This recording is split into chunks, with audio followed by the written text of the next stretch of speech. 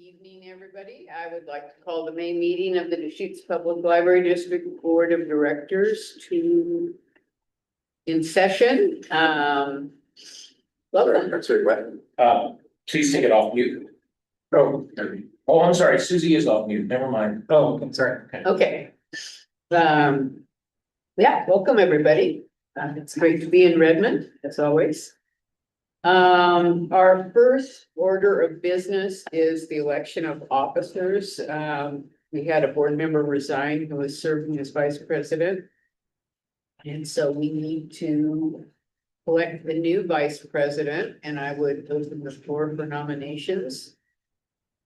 I would like to move to nominate Michelle Anderson to serve as board vice president for the remainder of the 25-26 fiscal year. Are you willing to serve, Michelle? Any other nominations? Okay, I will close. You need a second. Oh, you need a second, so would you like? Are you willing to second that? Yes. Yes, I can second. I would it. myself. All right. Okay, all those in favor, say aye. Aye. Motion passes unanimously. Congratulations for your service. Next up is our consent agenda, which consists of our meeting minutes from April 8th and our district disbursements. Have people had a chance? Any additions or corrections? Okay. I would entertain a motion to approve. I move to approve the consent agenda. Second. Okay, Todd, would you like to call the roll? Yes. Michelle Anderson. And Malcolm, Aye. Laura Lees. Present. Thank you. Next up is public comments, which are limited to 3 minutes per person. Is there anyone who would like to address the board this evening, either in person or online?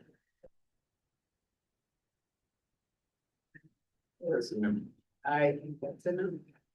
Okay, and so next up is Greg's report. Bond update. Yes.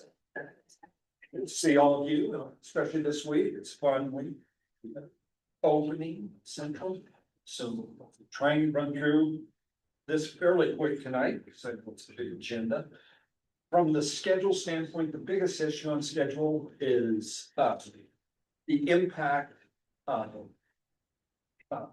downtown Bend construction schedule based on the increasing the scope to add the replacement of the window system, which, so as I wrote the report and some of the stuff, I kind of preemptively put things in so that we could see, well, what is the real impact and what would it be? And should you, of course, choose to ask more questions or go a different direction, and those need to change the end result schedule wise is it does push us from a early June finish to a mid to July finish. In the report, it shows as July 30th, and it's because we've got about a 2-week period in there planned for really DPL to figure out how they want to go about reopening the library. We just felt like we didn't want to rush and say, hey, here's a hard date, so we put it at the end of the month. It could be mid-month or earlier. As we work through some of the finer details on the move-in process. So schedule-wise, that was one change of schedule there. Other activity, the construction activity downtown Bend is moving right along. So, it's only been a few weeks since they went full board, but we're, they've actually gotten up to a real good start and getting good momentum. Nothing that changes our schedule, but definitely says we're tracking to our updated schedule. The budget, the primary change in the budget, so there was an increase in the budget from interest earned. Those dollars came in. increased our overall budget. They were allocated to the tax liability on interest earnings. So we talked about that before, that as we earn interest, we're just gonna put it all into there, so it's planned for expenditure. If we end up not needing to spend it or pay Uncle Sam, then there'll be something there, but we're just planning for that. So that was the one change on the sources of funds. As far as budget adjustments on the central library, we made one modification to the FF&E and primarily to the IT components. And, you know, that's one category where our costs have come in higher just because I think quantity of stuff we needed to buy, current pricing. And so as we reconciled a lot of and a lot of those final invoices, you know, that, so I bumped it up 200,000 and came out of project contingency that was set aside for that. And so that was from a budget change. It did change the overall project budget, but increased that budget for the IT component. The other impact is the downtown Bend. It's 2.1 million. And that's an increase to the project budget. So those funds are planned to come out of the reserve contingency, which was set aside for major changes or things that we weren't anticipating. So we're still maintaining our project contingency in downtown Bend, which is, you know, around, I think it's about 1.9 million.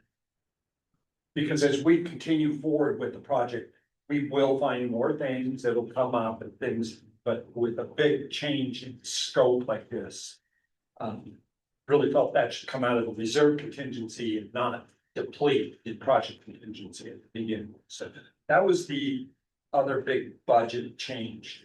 And so there was an adjustment to the hard cost, but there was also an adjustment to the soft cost. And I actually believe I showing a typo there, because the total budget was increased by 2.1 million and it was 1.9 to hard costs at 200,000 to soft costs. And under item 2 on that second page, I wrote 2.1 million. But that was the total amount it's actually allocated. And so that was the increase there. So those were the changes to the budget. And noted down below that the change in the reserve contingency. The other items, you know, within report, as far as I think one, the combined contingency.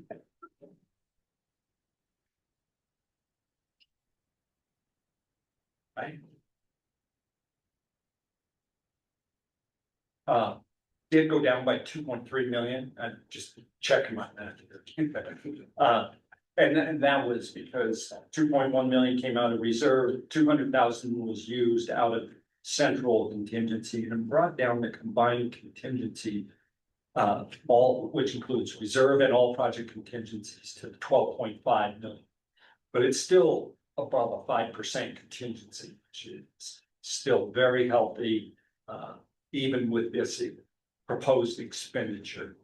And so that takes us from 12.5 down to 10.2. Misreading my own writing. So I still feel comfortable about that. Where we're at 4.33% of the bond program as we're going into the final stage. The other items within the report, pretty standard of our progress, where we're at, what's going on, photos. So questions about the report itself? Were there any other things that we had on our radar for, like Sisters and the Pine and Sun River, that might be used before we wrap up our use of bond funds too?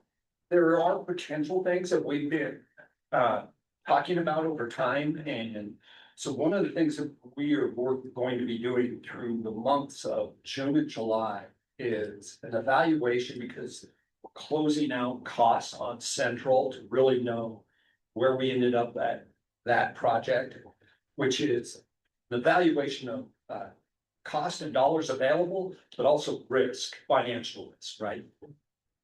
And to really take a good look at where do we sit financially, and what are some of those things that the district may want to do that postponed or chose not to do. You know, one of the things that we're gonna be studying also is the storage building at Central, as well as potential items at all of the other libraries. And so we're gonna do that over the course of June and July. And as part of the July report that we'll review at the August meeting would be where is an overall budget update, and also kind of a forecast of what things the district wants to consider and for utilization of those funds, and start planning for that. And that'll address them, because there are some things, particularly Sisters and Lapine being first out.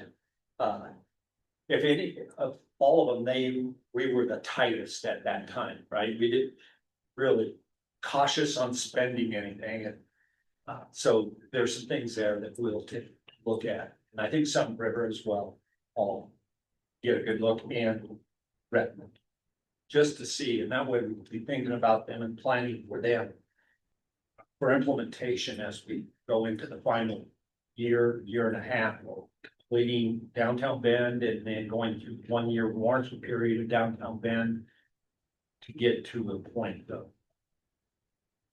when we're somewhat complete. There's no actual finish date of the law. It's real when district says we're done. So.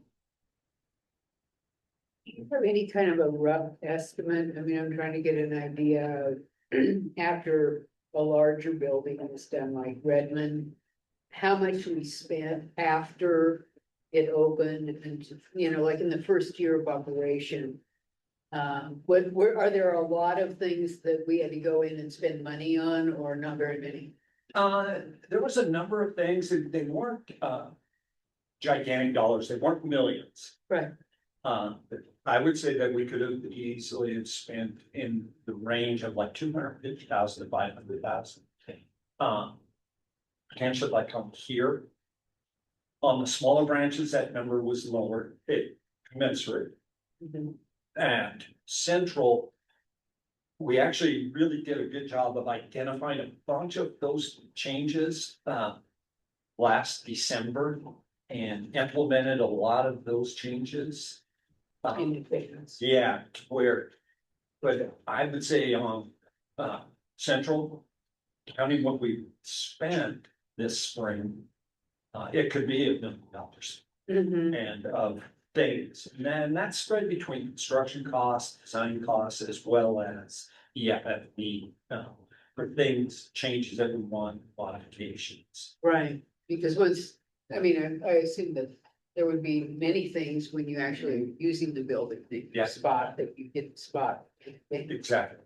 So we had our weekly meeting with the team today and talked about things that the district would see just in the first few days of, oh, okay, this isn't working the way we thought it would, and this isn't gonna be functional. And this door really isn't safe, you know, there's little things. Mhm, And I think the list had like 12 or 15 items. mhm. And we talked to the team and said, okay, we want to do this. Some of them are like hundreds of dollars. Some are gonna be up bigger, you know. Mhm. But those are gonna pop up, I think, and team asked me, Kirby asked me, well, what is this gonna be like? And I said, well, I think over the next few months, you're gonna see a number of these things come up as we learn what's working and what's not, and where we can improve it and make it better too. Mhm. And then it will continue on for the balance of the year. Their warranty period started in 1st of January and will run through the end of the year. Most of the time, we'll see that a lot of the changes happens in that period. Now, it's really, will continue all the way till about a year from now, because of the furniture and everything else.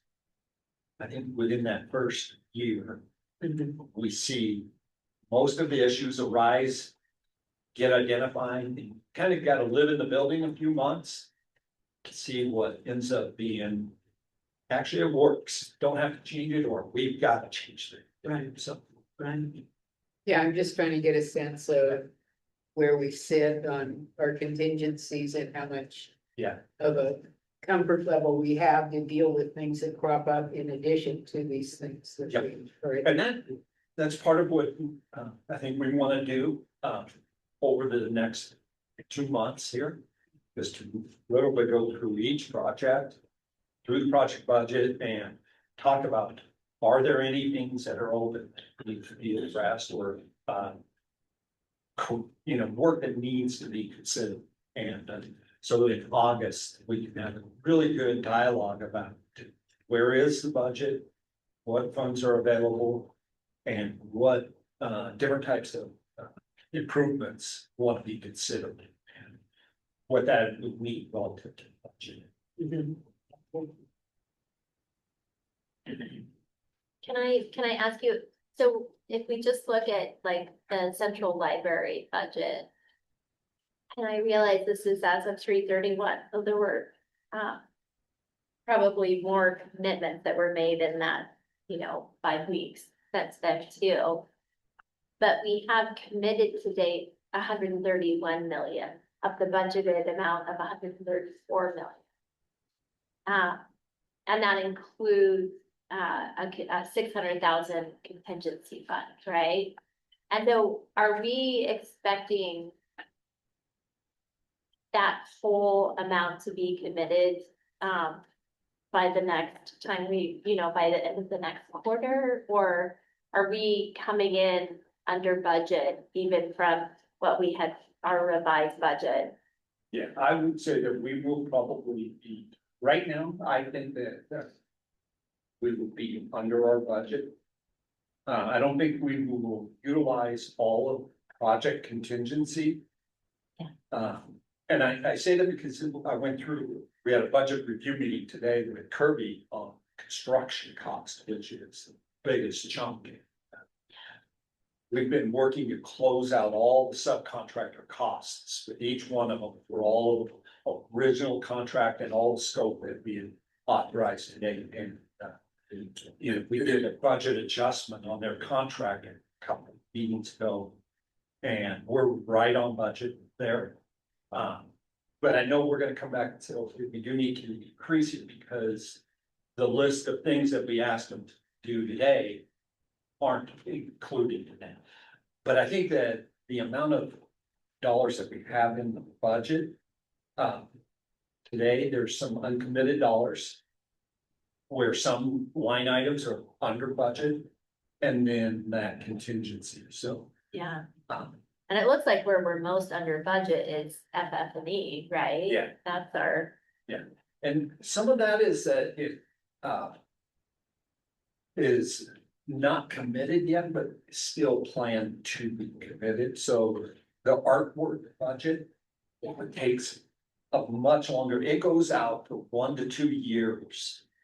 When you think about, we still have a sculpture to finish here. We're doing a sculpture this summer in Sun River. And down there, so that will go out for a little while. We've got furniture and shelving are pretty stable, same with the early learning. We could have, those are areas though that once we start using the building. Then we find out that, okay. These pieces are working or not working.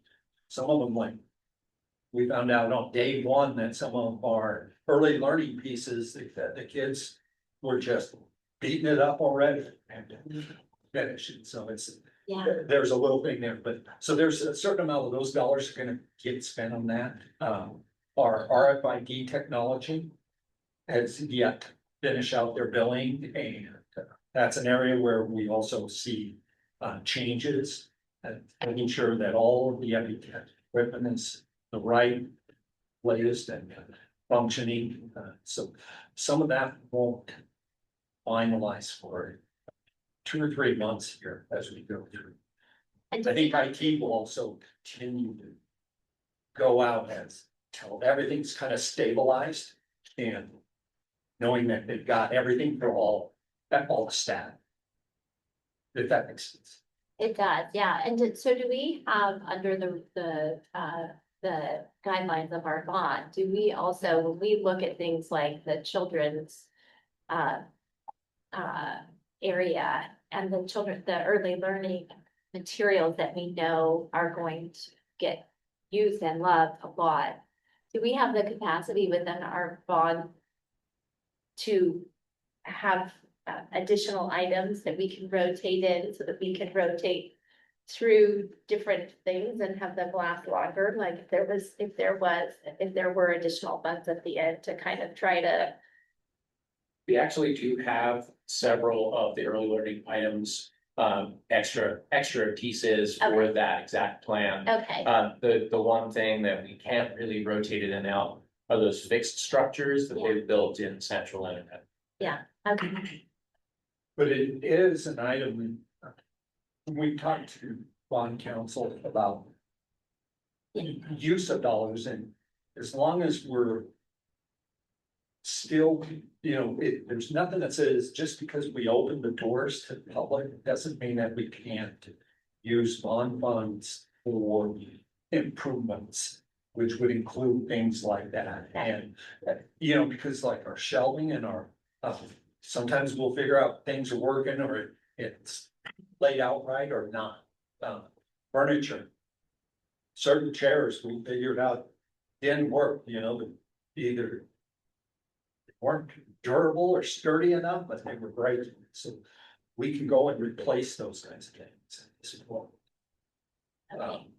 There's a point where it becomes an operational cost.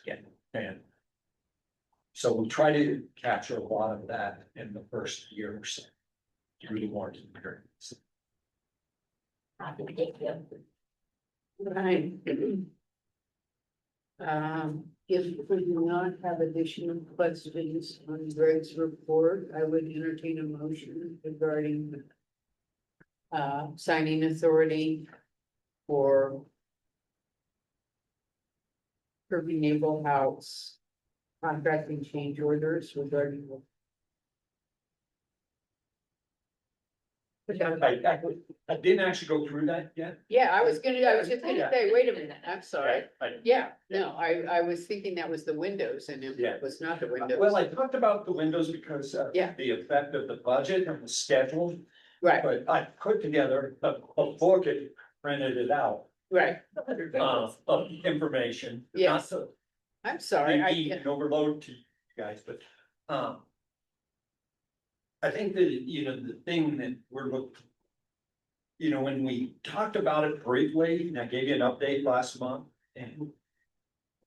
We talked about, okay, we were really at that point looking at the north and south end, you guys raised the question of, well, is the east and west really okay? And our initial thoughts, my answer back to you was, well, our consultant is saying, yeah, they should be okay. But when we left the meeting, it's like, we probably really need to take a more precise and deeper review. So we had to go in and take the system apart on the east and west sides and really take a good look at it. When I say they, it's Kirby, our window contractor, our window consultant, steel architects, Miller Hall, all of us really looked at what is going on with east and west window systems. They're the same exact system as what was on the north and south. So the availability of materials is still the same problem. And we got more confirmation of that through the manufacturer that what they're producing today, they're not producing that system at all, and they're not producing replacement parts for a lot. And so the idea we talked through, could we do a refurbishment on part or all of it? And the answer ended up being no. Not because it'd come in one we'd have to find materials that the original manufacturer didn't make. And it would be with no warranty. And so that really didn't seem like a good direction to go. As we looked at the east and west side, really did come to the conclusion that, yes, it's at the same age and condition as the north and south. North and south was always our focus because of the type of wall system it is right there. And it's where leaks had occurred. But condition really was no different. So as we looked at all of it, we came back and said, okay, the right thing to do is to remove and replace all of the windows. So basically, all of, we originally were doing the very upper clear store. We were doing all of the front entry, and as our baseline, study tube, and this recommendation is all. So that's what drives the cost, and as well as the schedule. We, talked with the design team on what their costs would be, as well as what the construction costs would be. So I tried to lay it out in the summary, but also give you copies of some of the reports that we were seeing, just so that you guys could see them, not whether you wanted to read them or not, but to see how we got to that conclusion. And as we talked with, as a whole group, along with DPS, that ended up being our recommendation is to move forward with that change and implement that scope. Questions about that? The pictures were pretty vivid. I mean, the description was very complete, so thank you, but Yeah. the pictures showed what the problems were. And I do have to give kudos to our consultant, he did a good job. We said, look, we got to write these for everybody. So that you can understand why we're doing this.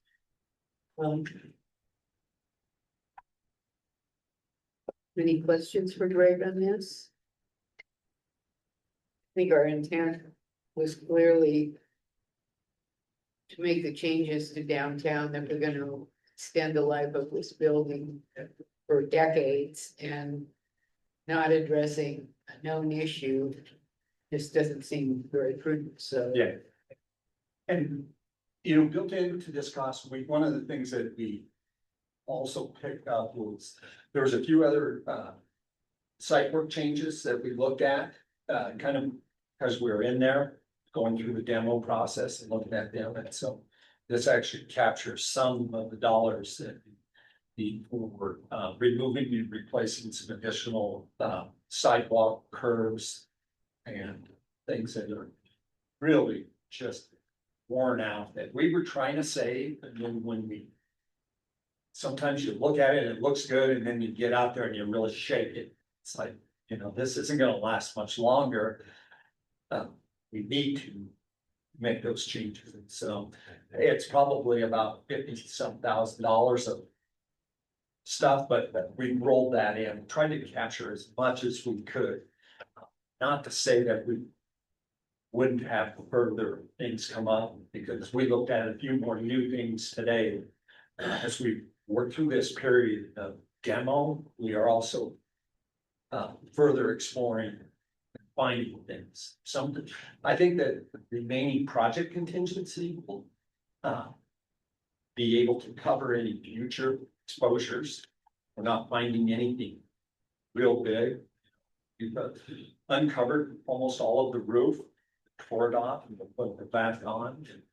To date, we haven't found but one little tiny area where wood roof structure had to be patched and repaired. So, it just means that what they're finding is captured within Kirby's current contract and not coming as an additional cost to that to date. So. Okay. Well, now I would even. Yes. As soon as I started down that road, I thought, wait, no, we haven't discussed. I will move to provide the library director with signing authority up to $18,856,127 for the downtown Bend Library KNCC CMCG contract and change orders. I second. Okay. Further discussion?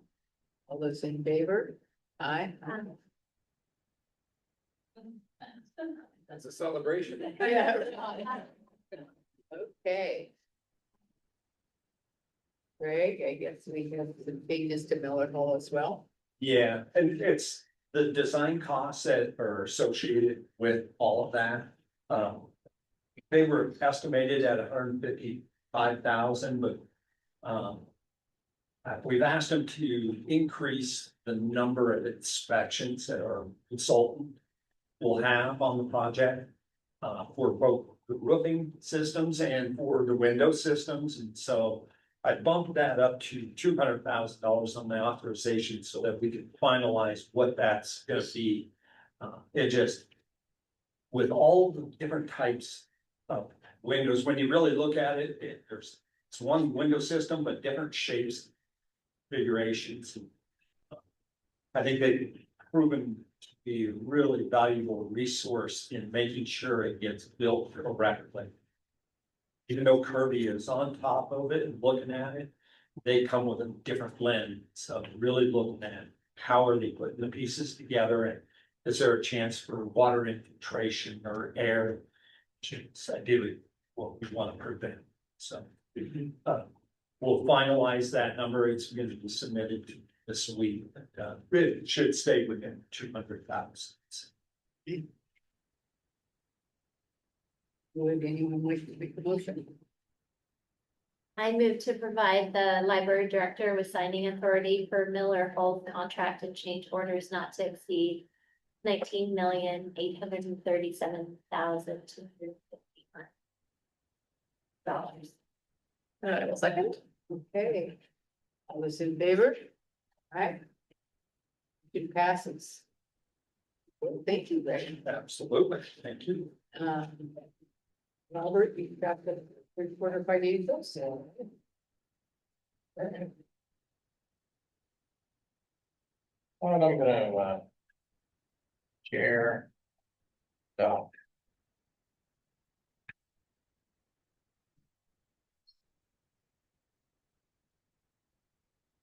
I can find.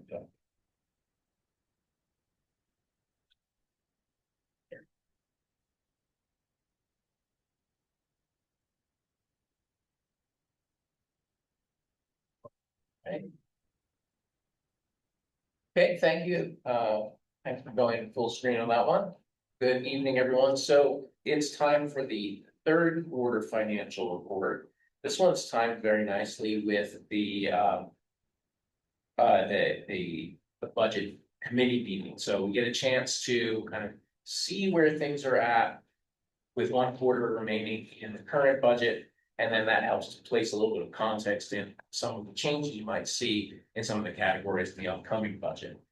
So jump right into it. First, we are looking at that cash reconciliation report. Oops, hold on a second. This is last quarter's report. I'm sorry, last year's report. No, so sorry. The wrong document. Plan to our money. Yeah. No, that balance is way higher because we were a year earlier in the projects.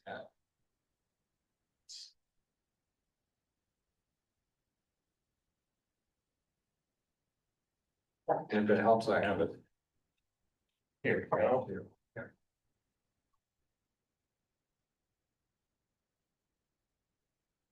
I'm gonna explain it. Seems to be dying. Yeah, Todd, I think you will have to show it. It's like it, for whatever reason, is refusing to display that report. Fine.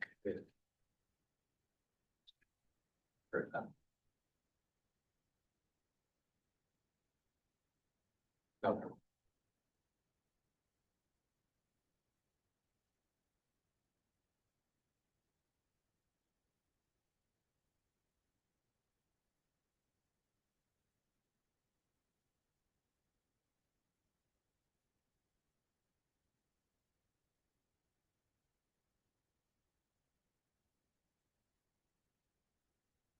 There you go, 26. All right, so got that cash reconciliation report. A couple of things to note here. First of all, yes, the total cash, if you were to compare it to the prior quarter, the total cash balance is reduced. But the majority of that is related to the bond projects and planned expenditures throughout that.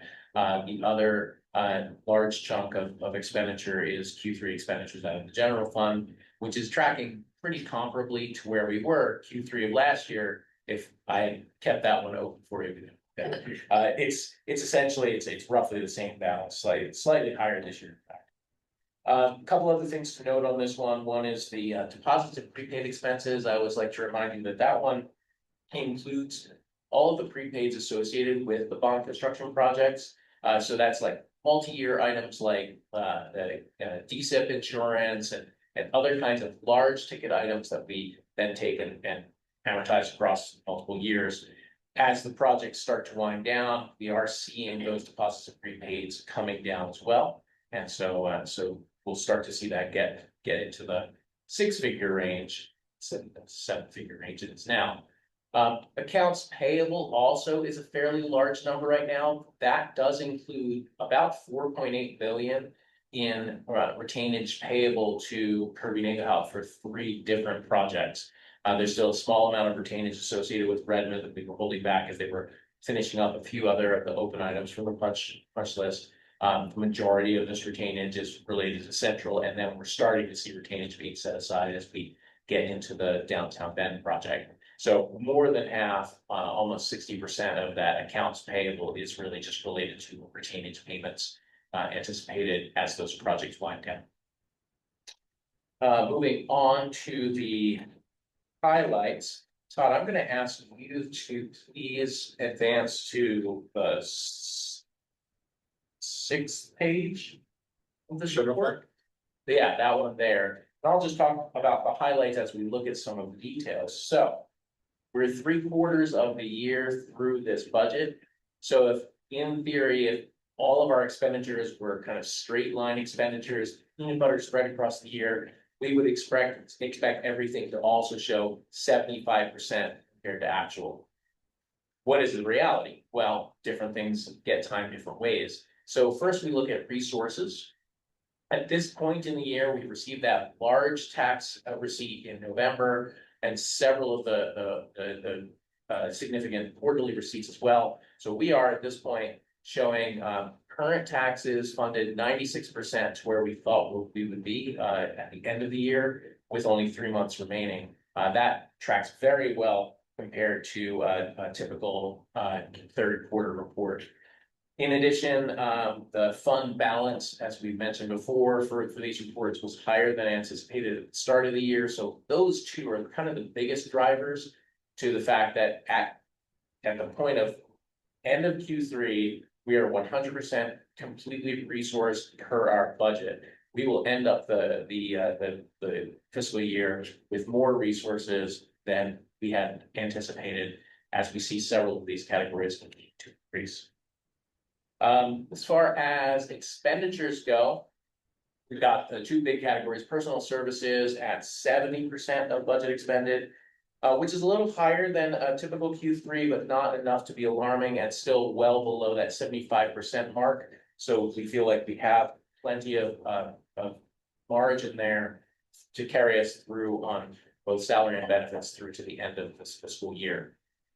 In the materials and services category, there are all these subcategories. Overall summary, we've expended 62 of what we budgeted at the 3/4 mark in the fiscal year.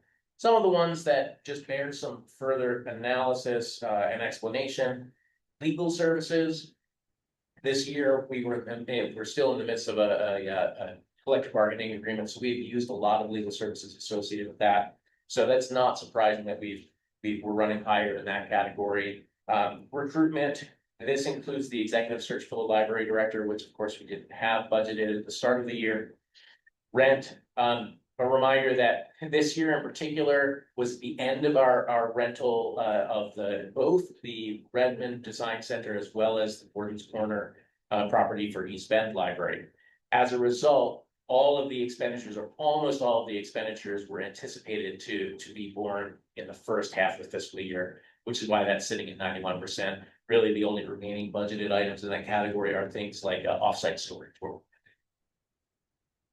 Utilities ran higher. That one is mainly because we had no idea what our utility costs were actually going to be for 6 months plus in central library. So we're using that data to help inform the budget that you're about to review with the budget committee for utility costs for next year. And then vehicles, this was a one-time unanticipated expenditure of, we had that loss at the storage site due to the fire at the start of the fiscal year. As a result, we ended up having to buy all new snow tires for all of the vehicles all at once, where usually we kind of cycle them on, a little bit each year. And so we didn't have as much budgeted as we ended up needing there. And then as far as categories that went low, really the only two that I would highlight for you are buildings and grounds and contractual services. Both of those categories were again, kind of lopsided. They weren't straight line expenditures because we factored in more buildings and grounds expenses and more contractual services related to the opening of Central Library. And so this one, we wouldn't expect it to be at 75%. In fact, it might be a concern to be at 75% at the March 31st point in the fiscal year. So we think that will come in at or under budget for both of those two categories as well. Capital outlay is the last category for general fund, 47% of overall capital outlay expended. That covers physical book collections, IT plan purchases of computers and equipment. And just, again, each year when we put the budget together, we're kind of trying to figure out how much of our capital outlay will be coming out of opening day collections versus replenishment of existing collections. And so there's a certain amount of that underrun is not something of a cause for concern of like, but wait a minute, why aren't we purchasing as many books as we thought we would? We are, but they're probably coming out of a different pot than where we thought when we put the budget together. Okay, moving to the reserve fund. Not a ton to report here. Nothing was budgeted for this fiscal year. So really, we're just watching as that interest accrues. We're ending up with more interest than we anticipated because it really is a bit of a shot in the dark of what we think the overall average interest rate is going to be any given year. For grant funds, we are looking at 92% of the resources budgeted have been received at this point. So it's essentially the fund balance came in a little bit lower than where we anticipated it would be in the budget, but not significantly, or not enough for it to be a cause of concern, I should say. Interest is coming in a little bit lower than we budgeted as well. But as far as the receipt of the Ready to Read grant for 2026, we did receive that funding in January. We also received an additional 1,500 grant funding that was not anticipated when we put together the budget. That was grant funding received from Oregon Humanities that we reported on, I want to say 2 meetings ago. As far as expenditures, we're tracking about 50% of budgeted, and all of those expenditures are related to those two big categories, Ready to Read and the Oregon Humanities expenses. Capital Projects Fund. So this ties into Greg's report. As far as resourcing, we're at 101% of the budgeted amount of where we thought we would be at the end of the fiscal year. Main drivers here are that we started the year with a much higher fund balance, and also that there is just we're watching these investments kind of accrue to maturity, seeing those come through. So we will end the year with something closer to like 105% of the budgeted amount at the end of the year for resourcing. For expenditures, 67%, which again tracking very well to the end of the year here in both of these categories. And we really tie in for developing the budget each year of this with Greg's projection and his budget. So we're kind of working hand in glove as we get closer to presenting the budget at this time. Okay, and then debt service fund. We have made our first interest payment for the fiscal year. That's December 1. We have received enough tax receipts at this point in the year so that we can make our June 1 interest payment. And so that's actually just been wired over last week, and it's ready to go out later this month. And then we're tracking well to end the fiscal year with a balance enough to cover the next interest payment next December. Okay, finish up by taking a quick look at the investment report. So first we look at that capital process portfolio. Wow, that was a very long list of treasury bills and other kinds of investments for quite a while. But now as we're getting closer to the end of the project, we are setting aside this money in LGIP for use for immediate or near-term expenditures. So we have two more investments coming to maturity in Q4. One actually already matured on the 16th of April. The other one is maturing tomorrow. Both of them will not be reinvested. We will transfer those over to LGIP for use for bond project expenditures over the next 2 years. In addition to what's the balance that's in the LGIP account, which, Todd, if you just scroll a little bit to the left. So we're basically looking at a balance of about 44 million in the LGIP come the end of this fiscal year, but minus the remaining expenditures that we spent in April, May, and June for the project. As far as the portfolio goes, at this point in the life of this portfolio, obviously it's in compliance. We have no long-term investments that go beyond our window. We're not out of balance. It is all liquid or near liquid at this point. So I would expect that next quarter will be my final report on this portfolio, and it will essentially be one line. Here's what we have in LGIP. Everything after that will just be that bond projects report. What's our current balance in the fund? Scrolling down to the general portfolio. So this one's a little bit more interesting. This is the one that we maintain with essentially unreserved or unappropriated funds each year. So we have a few different assets, each one coming to maturity at different times over the next year. We're looking at about 16 million in the LGIP account and another 9.6 million in this safekeeping account through Pershing.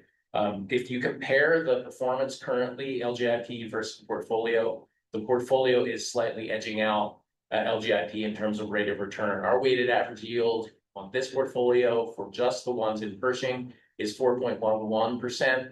And the current LGIP interest rate has been 4% since about February. So right now we're doing better on this portfolio. Sometimes LGIP is slightly better, but we seem to be in a falling interest rate environment. And in talking with our investment strategists over at Piper Sandler, we're looking at taking these investments and making assessments of that long-term forecast for each one to figure out if it looks like the forecast is continuing falling interest rates. We'll reinvest to lock in current interest rates so that as LGIP continues to track those interest rates dropping, we've got some amount of money set aside with a slightly higher return. In terms of the portfolio being compliant with the investment policy, I find all of these to be in components of the investment policy. It complies with our balance for liquidity, risk, and return. It does not have too many long-term assets. In fact, all of these assets will mature later on in 2026. And in terms of its balance, it's almost predominantly U.S. Treasury bills, and with one municipal bond in there. Okay, that's a lot very quick because I know you've got a lot more to cover. Do you have any questions for me? Thank you. You covered it. Thank you. Todd, do you think I have time to talk about donations? Just sure, 2 minutes. Yeah. Me. See if I can pull this one off with share.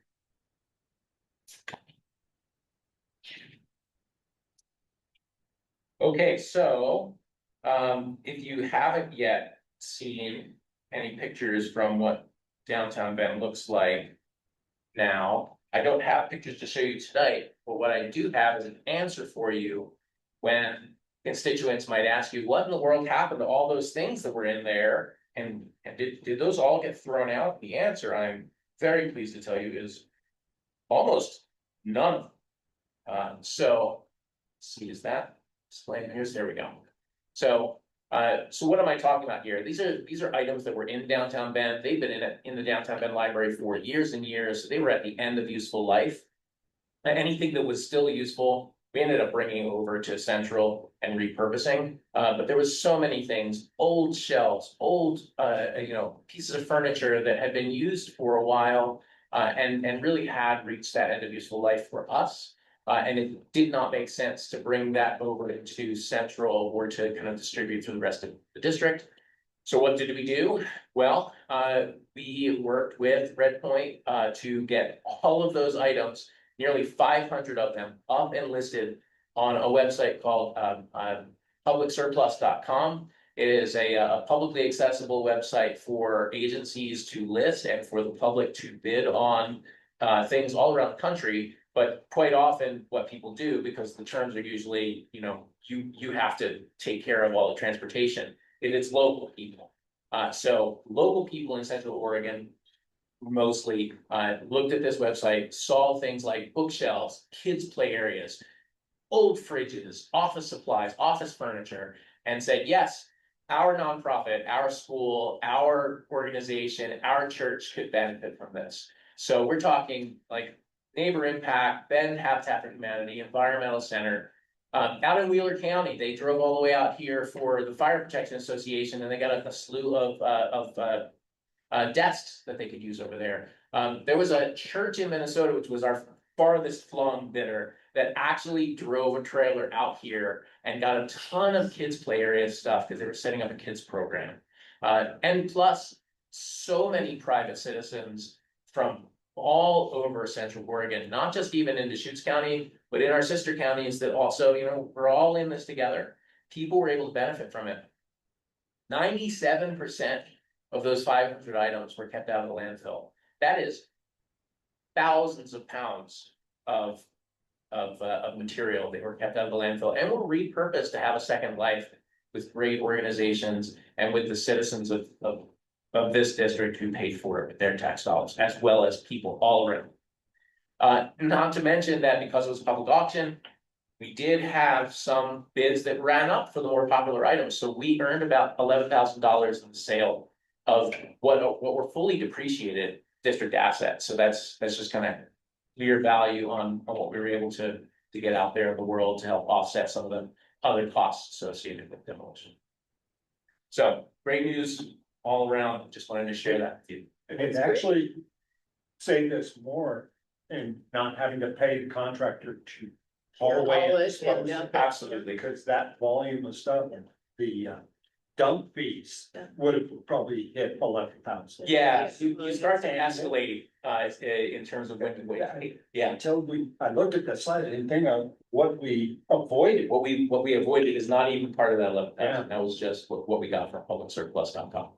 No, that's great. Good work. Yeah, especially because that was a lot of extra work at a time when you guys were all stretched pretty thin. Yeah, exactly. Yeah, very. Okay, well, quickly, we have a vacancy on our board. I suggest we adjourn for the budget. Like, committee. okay. Come back to it. Okay. Yeah. All right, let's do that then. Resume this discussion. So I'd like to adjourn the regular board meeting and, Want to take a break? yes, okay, we'll take a quick break. Yes. Just. Not a lot. Okay.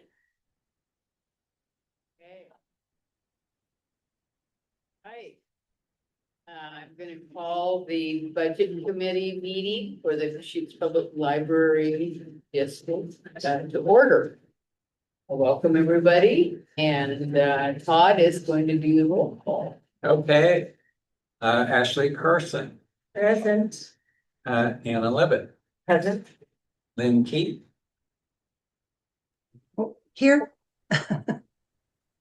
Eric Nelson, Here. Dan Quick. Dan cannot attend. Ann Malkin, Present. Aaron Triple, Here. Michelle Anderson, Present. and Laura Lees. Okay. Um.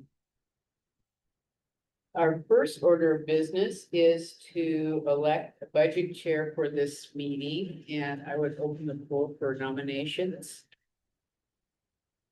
I would like to nominate Erin Trimble for budget chair.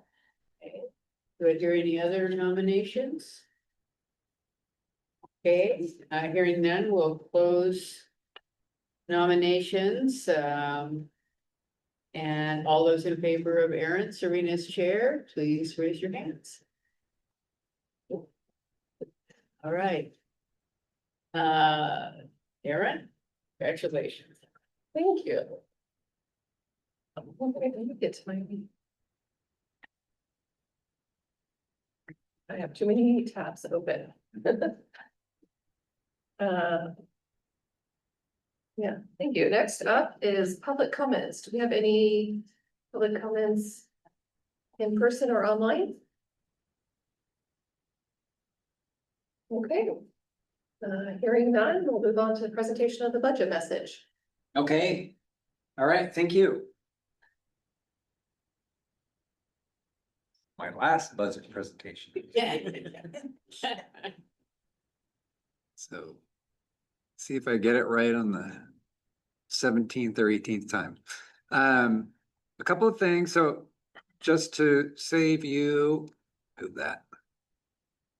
some heartache, I'm not going to go through this word by word. But I do want to highlight certain things, and I highly recommend any of you ask questions along the way. If I skip over something, feel free to ask. And the first thing I want to highlight is this first piece about our budget priorities. So there's a lot happening in this budget. It's an entire operation of our district for an entire year, all of our libraries, also the bond projects, grants as well. But some very specific things that are the real focus for us this year. Number one is the bond projects. And this 30,650,000 is what we anticipate spending in the next fiscal year. Most of that will be the completion of the central library, and the biggest amount over the next year is going to be the downtown band renovation. We're fairly wrapped up with the Sisters Sun River and Lapine and Redmond buildings. So that's what's reflected in here. Along with that, this commitment to service I talked about, this is a very big jump in our staffing. Making sure I'm showing the actual, nope, I'm showing you a completely old document, so. And your total amount for bond project was two. Oops, sorry. Just testing you. I didn't want it to be perfect for Yeah. the last one, so. Here, let me go back to.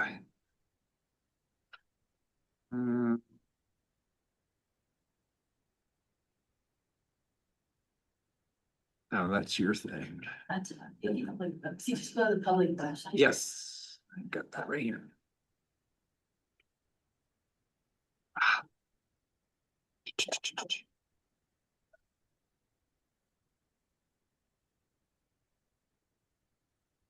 Library.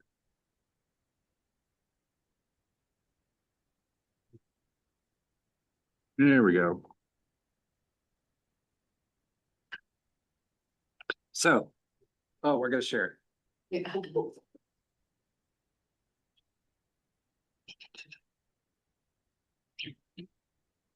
Yeah. Share. Sorry. Okay. So the commitment to service, the big piece for us, it's about staffing this year.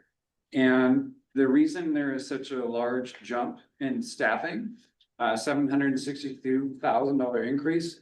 The majority of that is we are adding positions to have staffing for the downtown Bend Library.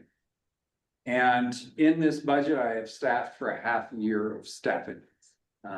We do expect to open in next summer of 2027, but we will need to get staff on board ahead of time to get them trained, to get ready. Now, this represents all new staff. In reality, we may be transferring some veteran staff and hiring some new people, but that represents the cost of staffing that. Currently, the way we're operating, all of the downtown Bend staff that were there before and the old East Bend staff, all are operating the central library, and we're fully staffed there. So that gives you a sense of this. And just to give you a reality piece is, depending on where we are along the project, we may be hiring those staff a little later in the year, which would reduce the cost in the fiscal year, but I wanted you to have a sense of that because it is a cost that is coming. And then when we get to the 3-year projection in just a minute, I'll talk a little bit about how that plays out over the next couple of years as well.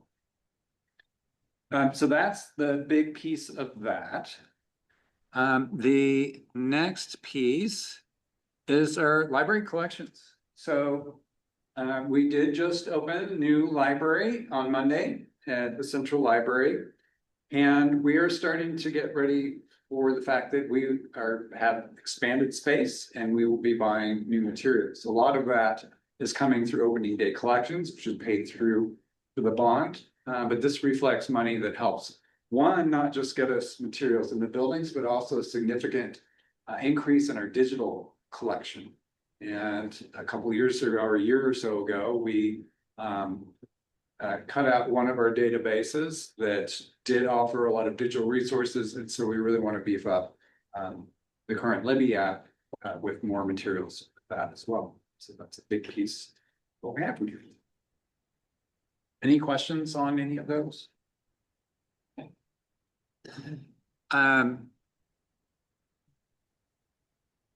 just want to highlight one piece on page 5, and that's the budget committee. What you are all on the budget committee, board members, and our newly appointed budget committee and veterans, and together you form the budget committee. So today you should be receiving and reviewing this budget document.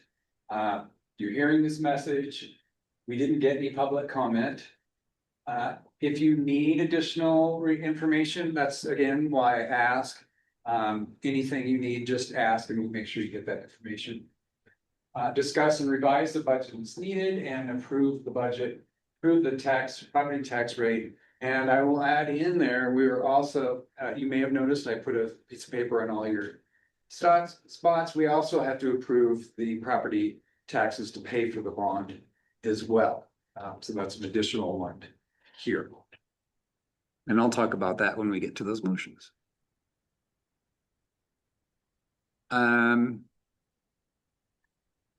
Let's see, I'm going to just jump to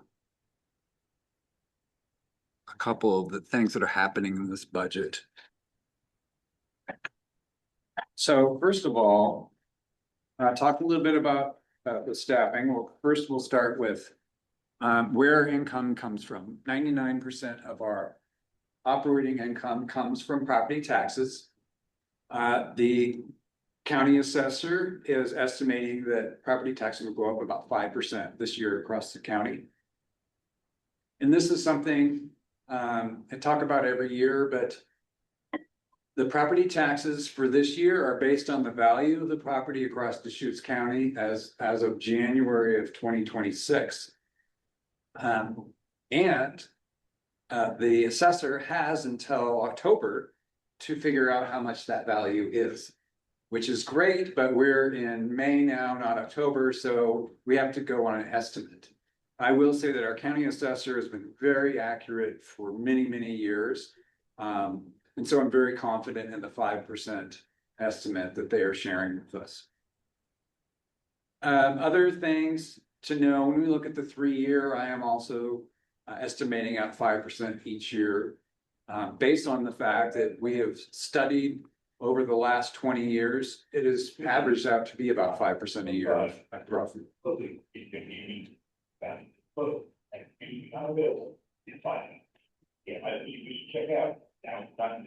Okay, you may have something to check out. Staffing, I talked about the increases in staffing. It's going to go up about 8.78% next year. And I'm estimating a 9.6% increase in the following year because that represents a full year of that downtown bin staffing as well. After that, we should be back to a normal increase of about 6%, which includes step increases and cost of living for that. I will highlight, I've added in here, there was a significant increase in our health benefits this year. It's actually going up 13%, which sounds horrible, but we negotiated for about 2 months to get it down from 18%. But that does have an impact on the benefits piece. The PERS, the Public Employee Retirement System, these numbers are actually the same as they were last year because the state of Oregon projects over 2-year periods, so that you will know next year what any increases would be. So with that, we're looking at the bottom of the page. We're looking at about a 19.4 million estimated to be received in taxes to help us with our operating expenses. And then this sheet, which hopefully will fit in here. I'm gonna just get you the bottom line there. This is kind of a centerpiece of this budget. And what you're seeing is one, what we budgeted last year, what we are estimating based on our spending this year, where we are.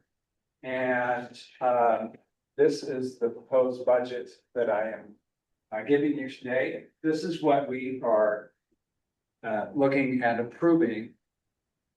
These next 2 years are put in there just to give you a reflection of where are we going? Are we, if you approve this, are we going to be okay in 3 years from now? And the thing I really want to highlight is I always go on a worst case scenario. So if you went back and look at my last 17 budgets, it has been doom and gloom and near to every year. And over that time, we have actually gone up in revenue and funds. So keep that in mind. I did share with you Robert's projection of a 5 to 8 year look. That's a more accurate representation of where we're actually going. The reason for this is I had budgeted on kind of a worst case scenario for income, assuming kind of the lowest amount of income that we'd be getting, and then with the highest amount of expenditure. And a big piece of that, a good example is like materials and services or even staffing. We never actually budgeted spend up to the full amount. And that's why we usually end up having a little higher budget forward than usual. So that's just a piece to keep in mind. And the reason I do it that way is it's kind of for me personally, I want to know the worst case scenario and just know that we are actually solvent in a couple of years. The reality is in 2 years, we're going to be much better than that. But it gives you a real sense of if everything goes south, we're in good shape. Any questions on this piece? Because there's a lot of information in here, and I'm very close to it, and I can't, it's hard for me to tell what might be important to you or what I might be skipping over that would probably be a big thing to know. A couple of highlights for you. We have the charges for services line. That is actually what we charge Jefferson and Crook County to serve. We are on a shared catalog system with them. you may notice that that has gone up from this year, they gave us about 33,000, it's going up to 60,000. They have purchased some databases for themselves that runs through us. So that's kind of a one-time thing that's going to happen here. They'll probably be back down to the 30,000 range after that. Also, our miscellaneous has gone down significantly. We did have a staffing position that we basically the Deschutes Public Library Foundation gave us funding for to help fund that. They are no longer doing that. And so one, we're not expending money for that, and we're also not receiving.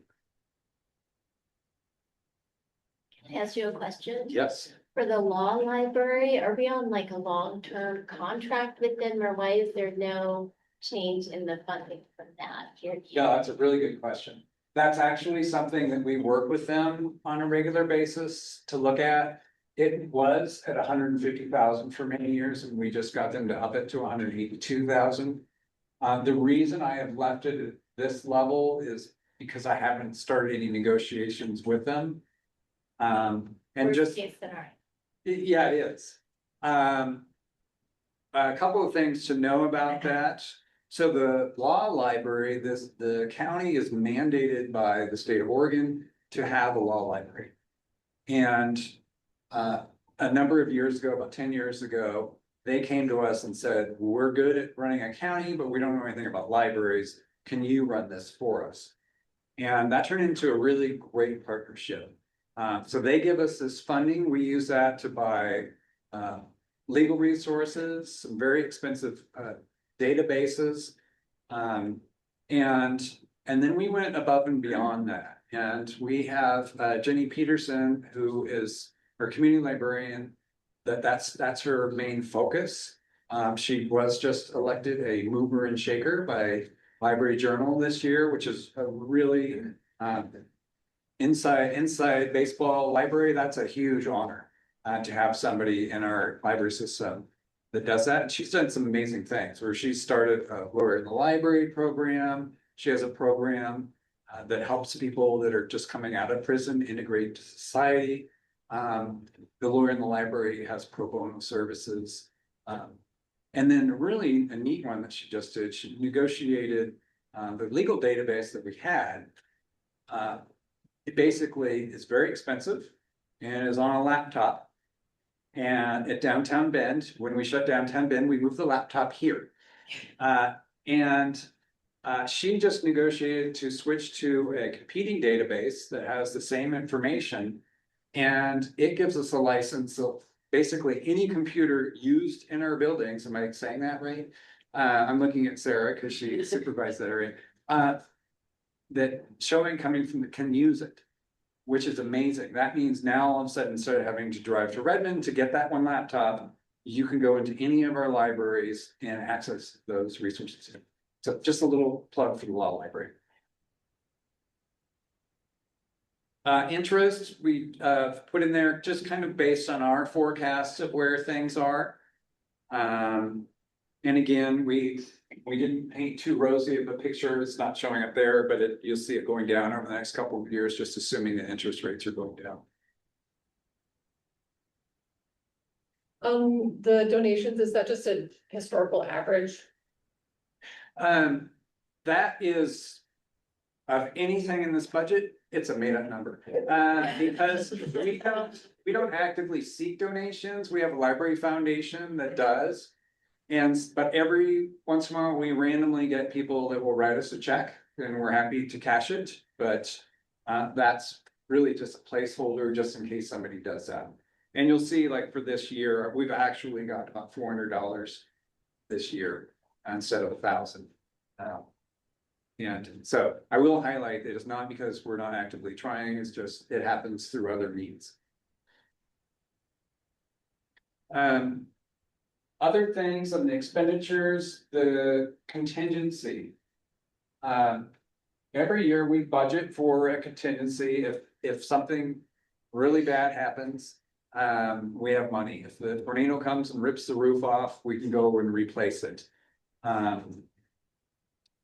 And you'll see we don't budget out the next 3 years because as a contingency, we're supposed to refund it once we spend it. So if the roof gets ripped off, we will actually put the money back into that. In the past, I actually did that, which caused a really false dilemma of making it look like we were spending $1 million over 3 years, which never done. And in the last 27 years, we have dipped into this one time in 2007 when we built the Sisters Library. So I'm very confident in the number we have there. Also realizing that we have very good insurance if in case that comes up. Then, yes, question then. Hi, yeah, I was just, the budgeted FY 25-26 versus estimated actuals for personnel. There's a fairly large variance. Is that just unfilled positions? I mean, is that why we're so much less in personal services? Oh, yes, yes. Really, that does reflect the fact that with the opening of the central library, we delayed a lot of hiring until we actually had something for people to do. But we did budget and for the fact that we need those people. But as we got closer and closer, we realized we're going to push that off for 3 or 4 months until we actually have the building open and we have a place to put people. In all likelihood, we will see the same thing next year. Because I've budgeted in for a half, like I said, a half of year of downtown Bend being opened. And as we get closer, we may push that out so that we're not doing the full half of the year of that. Does that answer your question? Yeah, thank you. Okay. I've got a question on personnel costs, just curiosity, obviously we all know personnel drives everything, and I'm assuming competitively we're up there, but just understanding kind of the approach to how aggressive you're able to be within the confines of the county on personnel and paying personnel. And then also second question is, how is retention? How is turnover? Good question. We track all of that. And I should highlight that we're a special district, so we're separate from all other government agencies. We're our own government agency with an elected board. And a piece that we share with the board every year, we actually do a market study every year to see where we are. And that is really important to us. In the past, we used to do it every other year. There's been enough changes over the last 7 years that we saw that would put us at a disadvantage. And what we want to avoid is being underpaying for certain positions. And like we said, and starting to lose people to other organizations, especially because we invest a lot of money in training and getting people up to speed. And it's a lot of effort we have to replace. So we're in very good shape there. We actually make sure that we're basically within 10% of market average, either above or below for all of our positions, and we adjust if needed. That's awesome. This is this is a complex area because we had big city expenses, but we could be considered suburban or rural, right? And when you do the comparison, so that's really cool. Yeah, and that part is difficult, and especially because the cost of living here is much higher. It may seem rural, but I don't have to be. You all live here, you know what that means. So yeah, so that's a really important piece for us, and we track our turnover as well. And we're yes, according to the averages of other industries, we are very low. Yeah. Yeah, it is really kind of retention wise. I can point this room, and I probably just in the staff in this room right now, we probably have close to 300 years worth of shared institutional knowledge. So. Smartest people. Yeah. Okay, any other questions on this piece? I will highlight I'm going to just jump into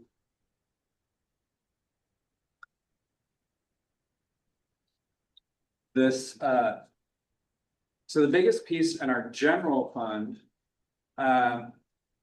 are basically, this breaks down all our departments and then gives you a sense of where some of the big dollar pieces are going as far as expenditures in our general fund. And a very interesting piece that we started doing a couple of years ago is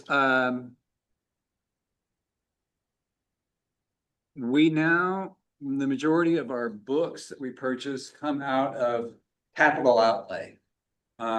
Which was a real shift for us. We always consider it materials and services. We figure it's a $20 book. It has a actual shelf life of anywhere from 6 months to 5 years, and then we get rid of it. And actually, there was a ruling that came out in the state that said you need to aggregate the value of all of them and consider it a capital asset. So it's just one of those weird pieces of accounting where now it shows up in our accounting budget. So that's why we are doing, oh, I hit it there. Yeah, $1.2 million worth of capital outlay coming out of technical services, which is our department that there you go, that number right there, that purchases all the books.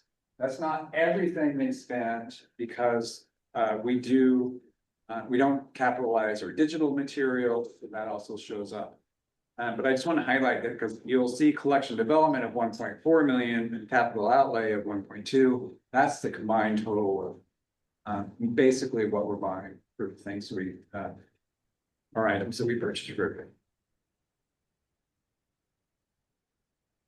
Any questions on this page that kind of throwing a lot at you in here? The significant one is highlight that all of these total up to this column, and then that's the actual total that we spend for material and service capital outlay. It's kind of a reverse spreadsheet. So, And maybe I wasn't listening close enough. Explain to me the difference between capital outlay and collection development that's embedded in. oh, just that The capital outlay, we're buying books. we buy. So that's that 1.2 million. Uh-huh. Physical books. Physical books. But then other things like computer equipment or If you scroll up, collection development is under, like, there's auditing, building. yes. Right, so how do you differentiate that from physical books, is your question? Yeah, yeah. That one. Yes, I do. Yes, the capital outlay are gonna be the physical books in the building, so, everything that's filling the shelves. The collection development is what goes to our digital collection, so Overdrive, and it also is all of our serials. So that, and then again, came from an auditor that says if something were to happen, this is an asset, and then this other one is not an asset. So the non-assets get to live in collection development, the assets get to live in capital outlay. And that makes sense why they're all in technical services. They're all my money, but they're in different buckets. Okay. Yeah, thank you. Yes, I have a question on the yeah, just quickly before we get to Lynn's question. Yes, we went kicking, screaming through that. Lynn, go ahead. I just had a couple questions about a couple different categories, the election expense. Yes. I just wanted to touch on that, and then I'll just kind of shoot those out real quick, and then you can address them in case anyone else has any questions too. I see a big decrease in the non-employee labor. I know you talked to us last year about what goes into that employee or non-employee labor, but if you could refresh me, that would be great. And then I see a large decrease in the rent, and is that the closing of East Bend? Because we're not paying rent there anymore. Yeah, great. I'll start with election expense. I'm gonna hand it over to Robert for the next two. Election expense. Every 2 years, we have at least 1 or 2 board members that are up for election. Next year, we will have 2 positions that need to run. And we only do it in odd years. So last year, you would have seen that there was 0 expense for election expense. And then this year, is 30,000. I will say of all the numbers I put in the budget, I get this one wrong every year, or every other year. And that is because it's a very strange formula for how the county charges us to do an election. So if there are 50 items on the ballot that May, all of the agencies that have measures or people running, we split the cost of the election. And if there are 3 agencies to do it, our bill is much higher. So that is kind of my best shot at this. Because some years I've budgeted 25,000 and they charged us 9,000, and then the next time I put in 9,000 and they charged us 30,000. So I don't know, but that's what's happening next year is we have 2 of board positions are up for an election. Okay, thanks. Okay, and then Robert, if you Then talk about for the other 2 questions you had, you are correct for rent. The reason why it is a sharp reduction is that we are no longer leasing space for the East Bend Library or for the Redmond Temporary Library. That Redmond Temporary Library, even though the Redmond Library opened last year, we were still paying commercial rent on because the lease is a 3-year lease, was the shortest that we were able to negotiate, and it went all the way through to December 2025. So both of those rent expenses went away. The only rent that you're seeing in there is related to storage rental for offsite storage, and I think we might be carrying a few other just very small type of rent items in there. Respect to non-employee labor, you did also notice a big decline there. It was actually a large increase in last year's budget over the year before. This number is a little bit closer to form.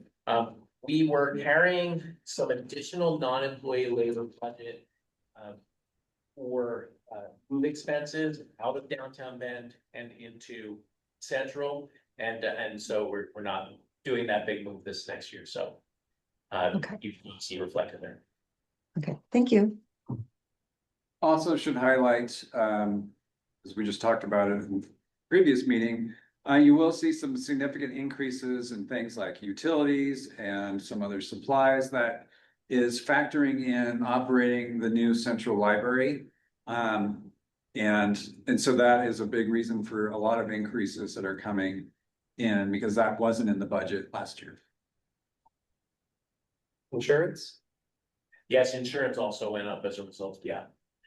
Definitely, yes, that's probably the biggest piece of that insurance cost. The insurance rate is somewhat proportionate to the square footage, since so much of it is loss on the building and replacement costs. Yeah.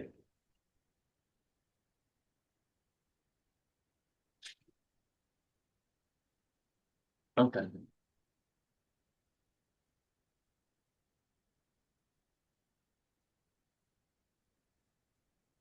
Okay, I'm going to jump down to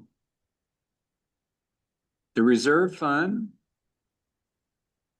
and really highlight this piece.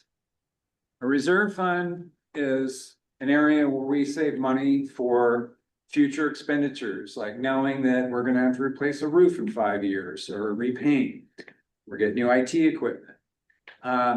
And for the last couple of years, we have not been adding money in there and we have not planned any spending because of the capital projects. We're in this very unique situation where all of our buildings that are open are brand new and in great shape, so we don't have to worry about that. Also highlight that you should be seeing in the coming years, we actually need to start planning that in. Just talking to David, we just bought a ton of new computer equipment that has a lifespan of 3 to 5 years, and we'll have to start replacing that. And that's where these funds will need to come out. So we'll actually be in a position where we need to start planning for that future cycling of building replacements and fixes and IT equipment. That's where this would come from. Right now, it's a healthy budget for that, but it's something that we actually need to tie in with asset replacement. We should expect to see that in the proposed budget for that year. Actually, yes, sort of. What I would recommend is actually starting to plan in that cycle so that, we actually, if, for example, we know we have $3 million worth of expenses coming in the next 5 years, that we're starting to invest money into that account. And we're in good shape right now, but it's definitely something over the next couple of years to start watching. So again, this one, zero expenditure is expected to come out of here. And you're accruing 1% interest on that balance in your. That's your conservative, Yeah, Yeah. we always lowball the interest on Yeah. that, okay, and then we're happy when we outperform it. I can appreciate that. Grant funds, it's a very small part of our budget. Mainly, we get one grant. It looks like 3, but the Ready to Read grant comes from the state of Oregon. And that actually goes to libraries throughout the state. It's based on the number of children that are actually in the area, and it's a per capita amount that they send us. And that actually comes from LSTA funds, Library Services and Technology Act funds from the federal government. And we use it to pay for our children's outreach and for summer reading programs. So this is one that just highlight every year. We're kind of keeping our fingers crossed because it's been a real battle to keep those funds. And the reason you see 2 of them is they give us a grant for the calendar year. So right now we are wrapping up spending on the 26th grant. We have until the end of June to spend that amount of money, and then, or sorry, till the end of. Oh, I get mixed up on the years. The way to do it. The calendar. Yes, we are just finishing that. We will be starting to spend the 27 ones. I guess they're in a fiscal. One other piece is we have one small grant from Oregon Humanities that we're spending right now. We do apply for grants throughout the year, but for the budget, we can only put in what we know. So if any point during the year we get a grant, we will come to our board and ask for approval to accept the funds and authorization to spend.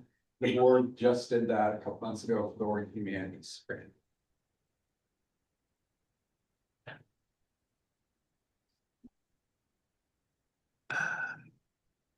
Okay, the bond capital fund. This is, I kind of talked about that a little earlier, but this is basically our spending for downtown Bend and some of the final spending for the central library. That's what we estimate to spend over the next 12 months, that fiscal, for that project. Pretty well known. As you can see, the downtown Bend project is the last project. The construction will kind of lead into the next fiscal year, so we have funds still needed for that and any other projects we need to wrap up with that.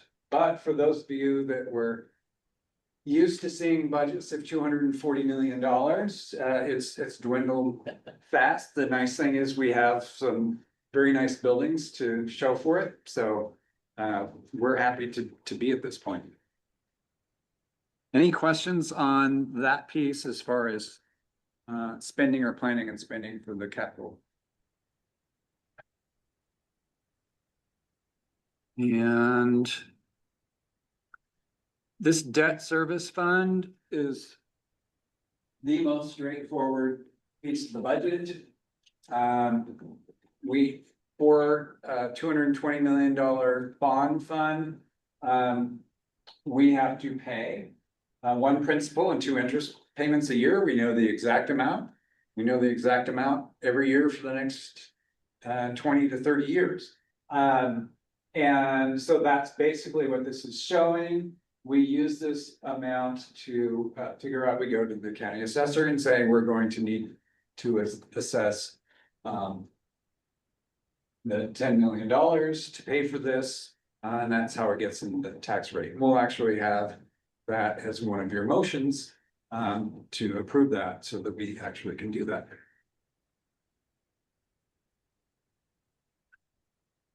And then I'm gonna jump down to the blank pages that are showing. That's interesting. Okay.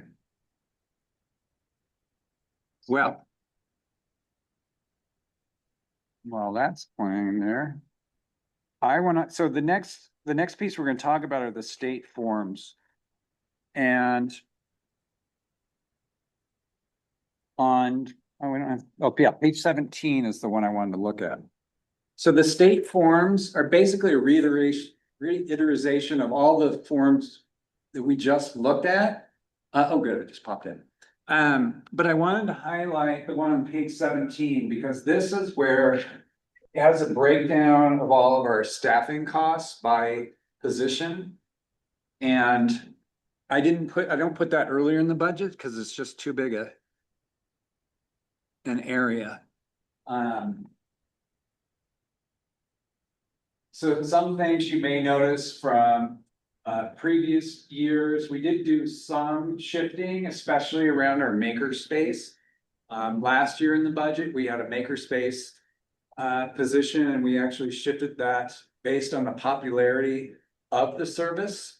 At that time, we had just opened Redmond. We had one makerspace specialist or technician. I forgot what his title was, but it's changed, so I have to remember it.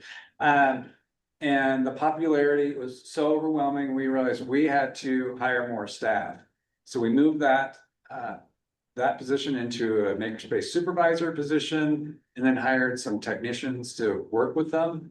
Also incorporating the fact that we have makerspace and creative space in our central library as well as here in Redmond. So that's a shift in some of the funding that happened there. The majority of the increase, and here you're going to see in the public services 6A positions, because that's a large section of the staff that we're hiring from downtown Bend over.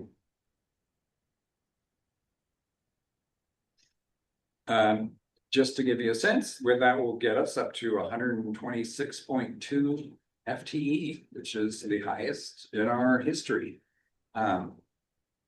So an exciting piece for us, having the space to put everybody, and that will be basically getting us to our final project in the bonds. What is it right now, like 90 or 85? It is. It's around 111. Oh. Yeah. More or less. It's kind of a moving target at this point, but that, yeah, so that's going to be a big jump.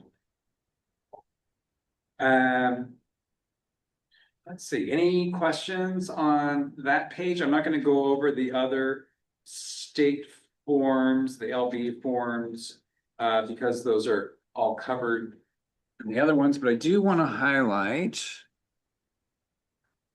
Oh gosh. As we wait for it. Page 24.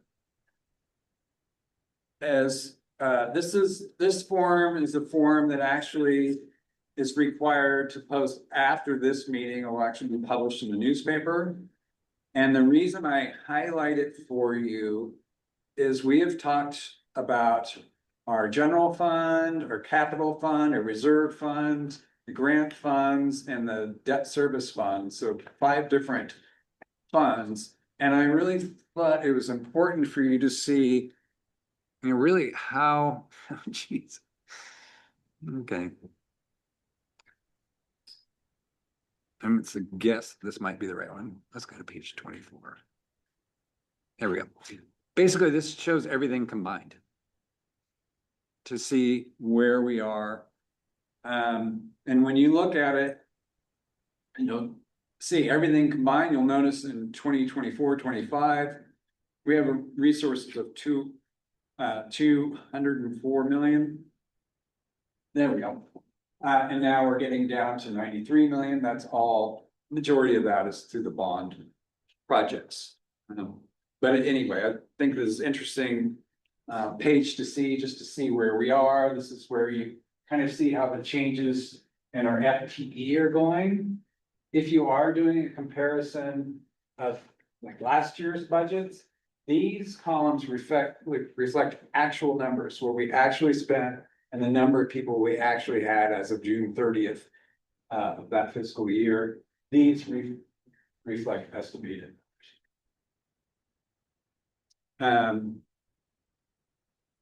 then the other highlight in here is just, this is also the only place you'll see the amount of money that we actually owe. And it's a good place to look every year.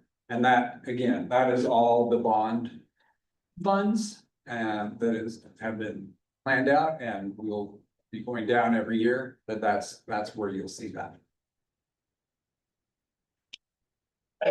That is my budget message. Any general questions at all? So we're spending about just over 10 million a year towards our general obligation bond. Mm-hmm. And so we think in 20 years or so. Yeah, the way it's structured is that each year, it's kind of like a home mortgage. Each year, your interest payment is lower and your principal payment is higher. The way it's different than a home mortgage is that your total payment is also higher. Yeah. So each year, we're paying quite a bit more overall than the year before. And so, yeah, the principal goes up each year by about $1 million, sometimes $1.5 million. And so it notches it down in the next 15 years, because we're 5 years in, only 20. Well, Okay. it'll go to zero. Gotcha. And that is we know 100% what's going to happen with that. We know the exact year that's going to end, except right now that it's completely left my mind. But we have this scheduled down to the exact day that Yeah. sunset. It's a 20-year commitment, so 2041, I think, is our final payment on that. And it's kind of a net, right, in terms of the revenue that we're bringing in, from the. You mean from the Yeah. levy that we put Uh-huh. toward this? Yes, yeah. In the situation where it's not, that would be when we would propose that we need to change that levy in order to meet our obligation. Well, so each year, and that's part of what's in this budget message, is in that breakdown on the general obligation bond, the debt servicing fund. We propose to the county what amount we need, which is that this coming year, that $10.7 million, based on how much money we have carrying over from the previous year, plus our estimate on the kind of interest that we'll be receiving for the funds in LGI. And that basically, when we have the approval of the voters through the bond project 2020, so we will always be authorized to go and do that. Right. Yeah. So we won't be going out asking anybody for help with the levy. So just to clarify, that 0.55, we can raise it, or No, we these are, say, these lines are two separate levies. No. So the 0.55 is the permanent rate that's assigned for the special district for general operating funds. out of And the, that was passed by a measure back in 1997 when we formed the district. Then in 2020, voters approved the bond measure. And as part of that, voters approved us being able to do an additional levy to pay down the debt obligation. It actually shows up as two different line items on your property tax statement, when you see it. But you have raised a good question about the 0.55 rate. It's about 55 cents per $1,000 of assessed value. As a budget committee, you cannot raise that because that's the highest we can go, but you can lower it. I will say this entire budget's based on the 55 cents, and if you lower it, we have some tough decisions to go over. But it's important that you know that this body does have the authority to do that. why would we lower it? I'm just curious, like Yeah. curious as a new member of this and understanding that's happened and. I've seen it happen. The sheriff's office did it a few years ago. They were coming up for a levy. They wanted to show that they could spend less. In reality, it would be in a situation where basically we felt like we have enough money. I could say it would happen when magically the cost of books dropped down to $1 a book. Then we definitely could lower the amount of money we need. Or we came into a huge chunk of it somehow. Yeah, And the cost of personnel, which is huge Right. part of our budget, more than that. Yes. Yeah. yeah. Yes, so I do kind of say this every year, but I do not recommend lowering it. Because we could definitely use all the funds to keep operating. Any other questions? What would you say the biggest risk is? I mean, and I'm a budgeter, and I love Yeah. worst case scenario, I love start, that's where I always start, so I love that, and just in where if there's anywhere. When you retire soon and you're off wondering, "Oh, I wonder how that turned out." The biggest risk for us, because we are so reliant on property taxes, is the property values going down. And that did happen, 2008 or. yes. Yeah. 10 to Yeah, 10. it actually lagged by a year and a half, so. Yeah. That's assessment. Yes, and in that case, our revenue actually went to negative growth. The good news is,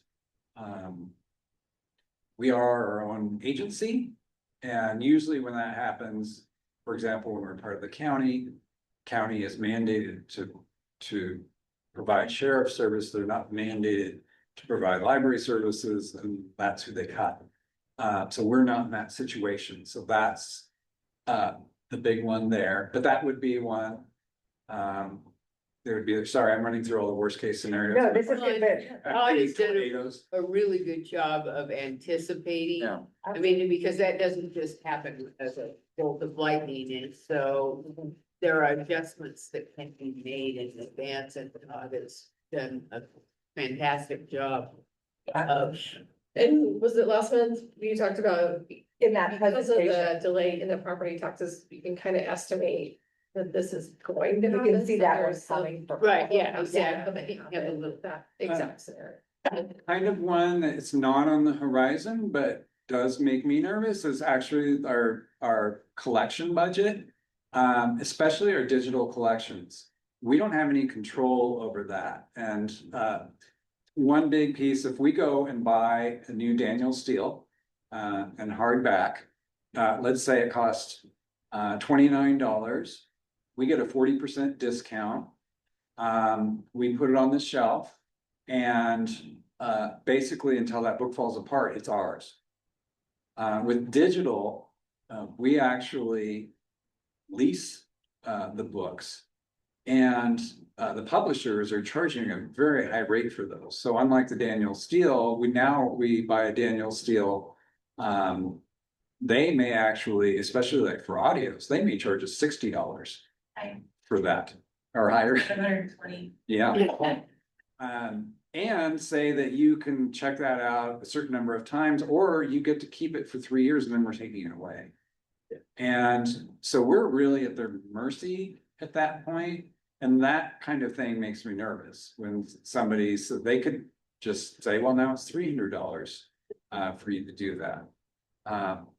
Of course, that's something we can actually control, not in ways we want. We could say we're just not going to buy as many, and then our people can't get them. So it wouldn't really blow out the budget in that way, but it would really hurt our services. Those are kind of, I think, some of the big ones. The other nightmares are not really founded, and that's just any volcano wiping out a couple of our buildings. Yeah, but that's what we have insurance for. Yes. So Yes. actually, take care of those guys. Yeah, Contingency. Yeah. The digital collections, what's the interval for is it contract, I assume? I'm gonna have Emily tell you about it. Yes, we buy all of our digital collections from Overdrive right now, and every single month they send us a list of what is expiring, and then we choose to decide to reorder it or not. Usually a book stays perpetual interest for more than 2 years, so almost everything that we buy, we have to buy at least twice. We also do run holds ratios, so making sure that if there's a high demand, we buy additional copies.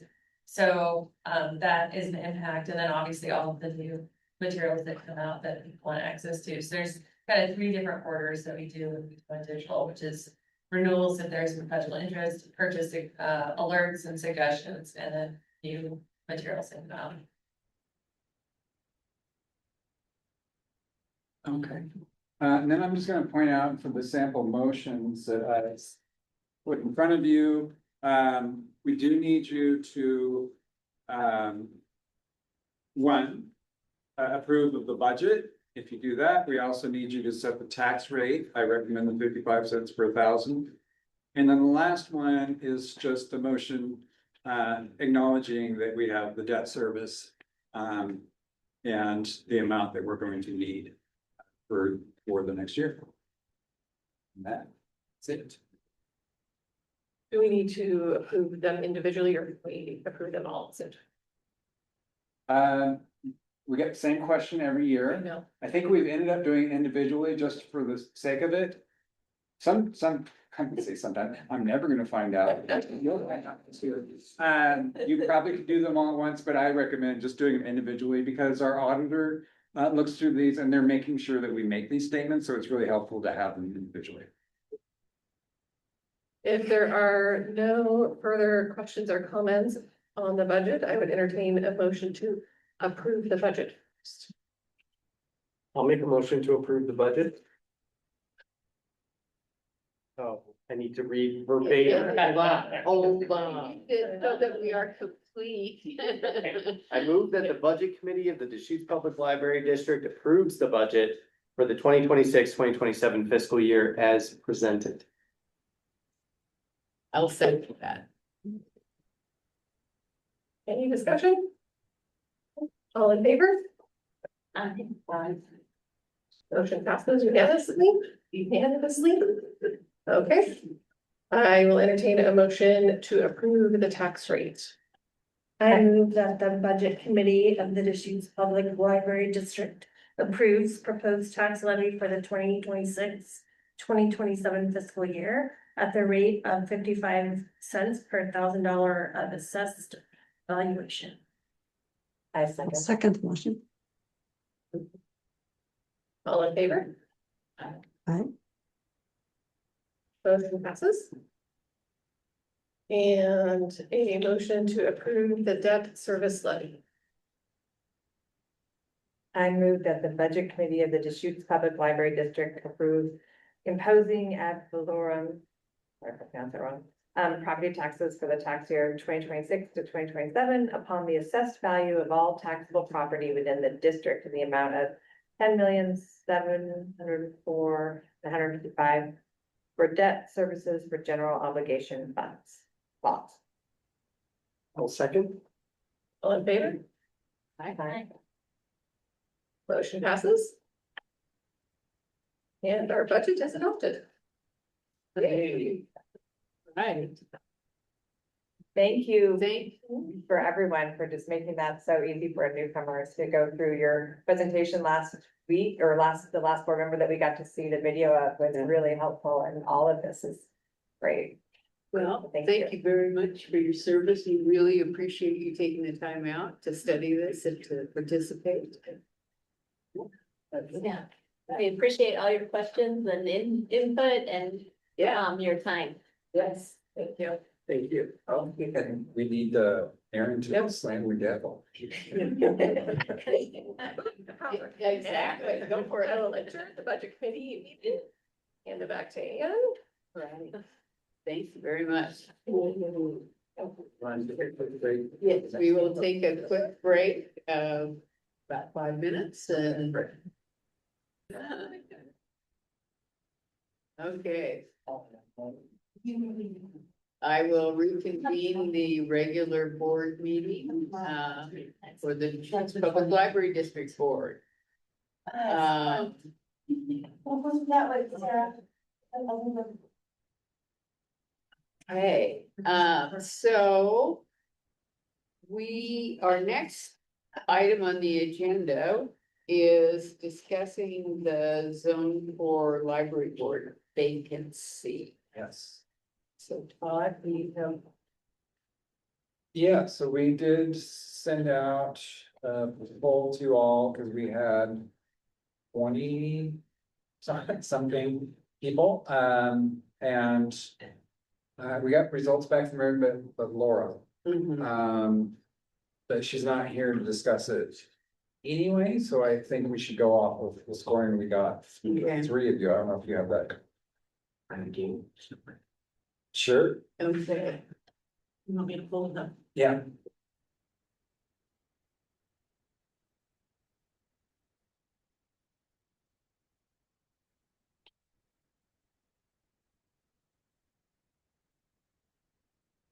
And just highlight, that was a record for applying for a vacancy. I think the most we had before was 5.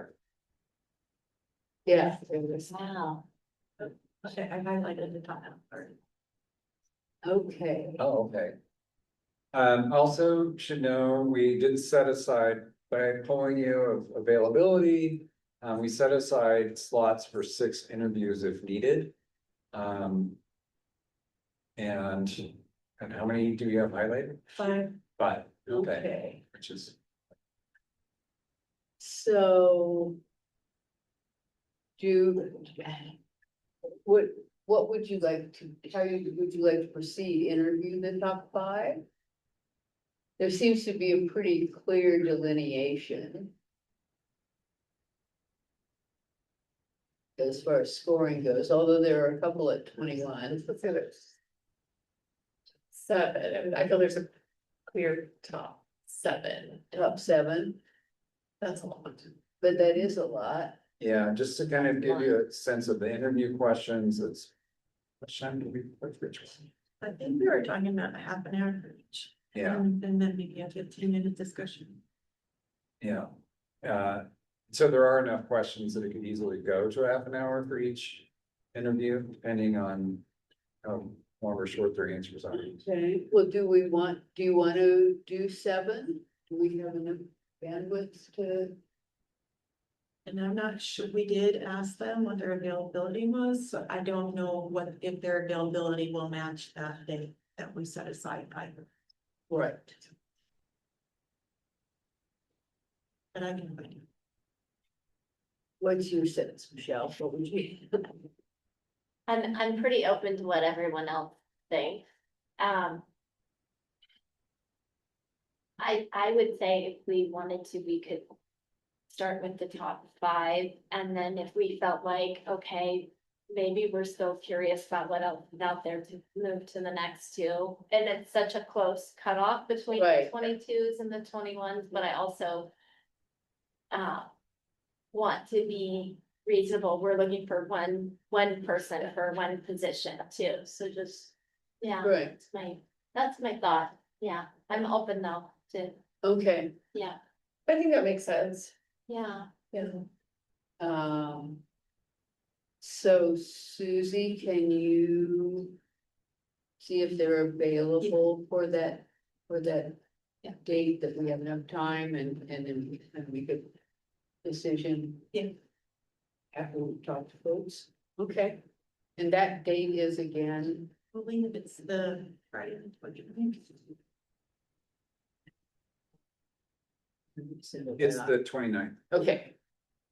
All right, well, hopefully that's enough advance notice that they'll be able to, and if they can't get Yeah. alternative times, and then maybe we can, I do still guess. have that, you guys filled out a poll, right, so I still have that I can refer to if needed. okay. Yeah.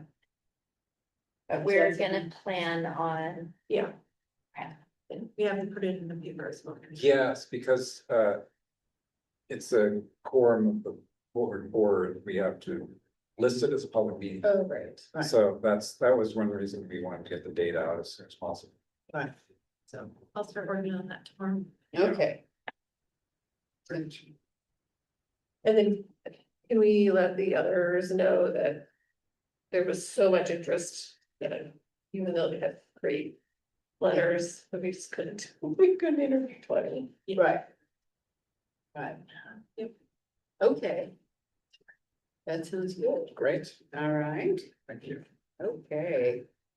I don't know, Todd may have some library news for us.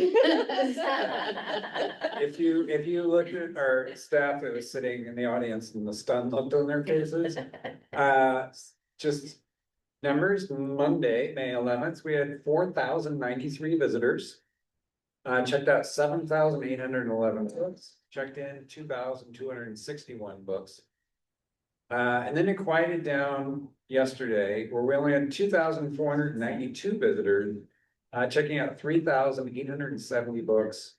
And I will say that today, it was an early release Wednesday. Yeah. Oh my gosh. Oh, yeah. You good. really knew when early release happened, I'll tell you that. Let's put it this way, the staircase going to the second floor. Yes. It was literally right side coming down. I mean, there was a stream of people coming down one side, stream of people. Yeah. It was like a high school. Oh my gosh. Actually, on Monday, our elevator is overheated. I heard that. Yeah, I wish there was a way to keep stats of how many trips it took, but it has to have been thousands. Yes. It's gonna take me a minute, so keep going. Oh, yeah. I'll also mention, It's Saturday is the first weekend that this library is open, so Yeah. if you wanna see excitement. And actually, what I wanted to tell you is, so I was standing at the front entrance for a lot of the last 3 days. And the number one thing I heard, especially from kids, is people walk in and the first thing I heard is, whoa. Or whoa, closely followed by wow. Wow. So just amazing. Like, I didn't have to do a poll of how people were feeling. They were stopping by on their way out, just so excited. I mean, it's fun. I had no idea who I was. 2 people asked if I was volunteering. So there was 1 5, I think he's about probably 4, and he looked at me and he said, "Are you the boss?" And I said, "Yes, I am." It's just I actually had people come in and just look up and say, I'm gonna start crying. And Burst into tears, they cry. yeah, and that's the piece, no matter how many numbers we throw at you, I experienced the same thing when we opened Redmond. But it's that sense that, wow, this is for me. I can see so much of what I can accomplish by coming in here, what my kids can accomplish by coming in here. That you should all be so proud of yourselves for all the stress and agony and hours of sitting and listening to numbers and votes, that it really is making an impact in people's lives. I will also say that I think we're gonna have a population boom in Bend, because I've never seen so many kids in my life. They are just streaming in, and I seriously, you probably heard me saying it, but when I left at 3 o'clock, there was a traffic jam on Santorini Street, which we are the only thing on Santorini. So it's really amazing. So the door counts are about 2,900 today. Wow. Today. So we've I got- forgot what I said yesterday. 2492. But it was early release and the weather wasn't great.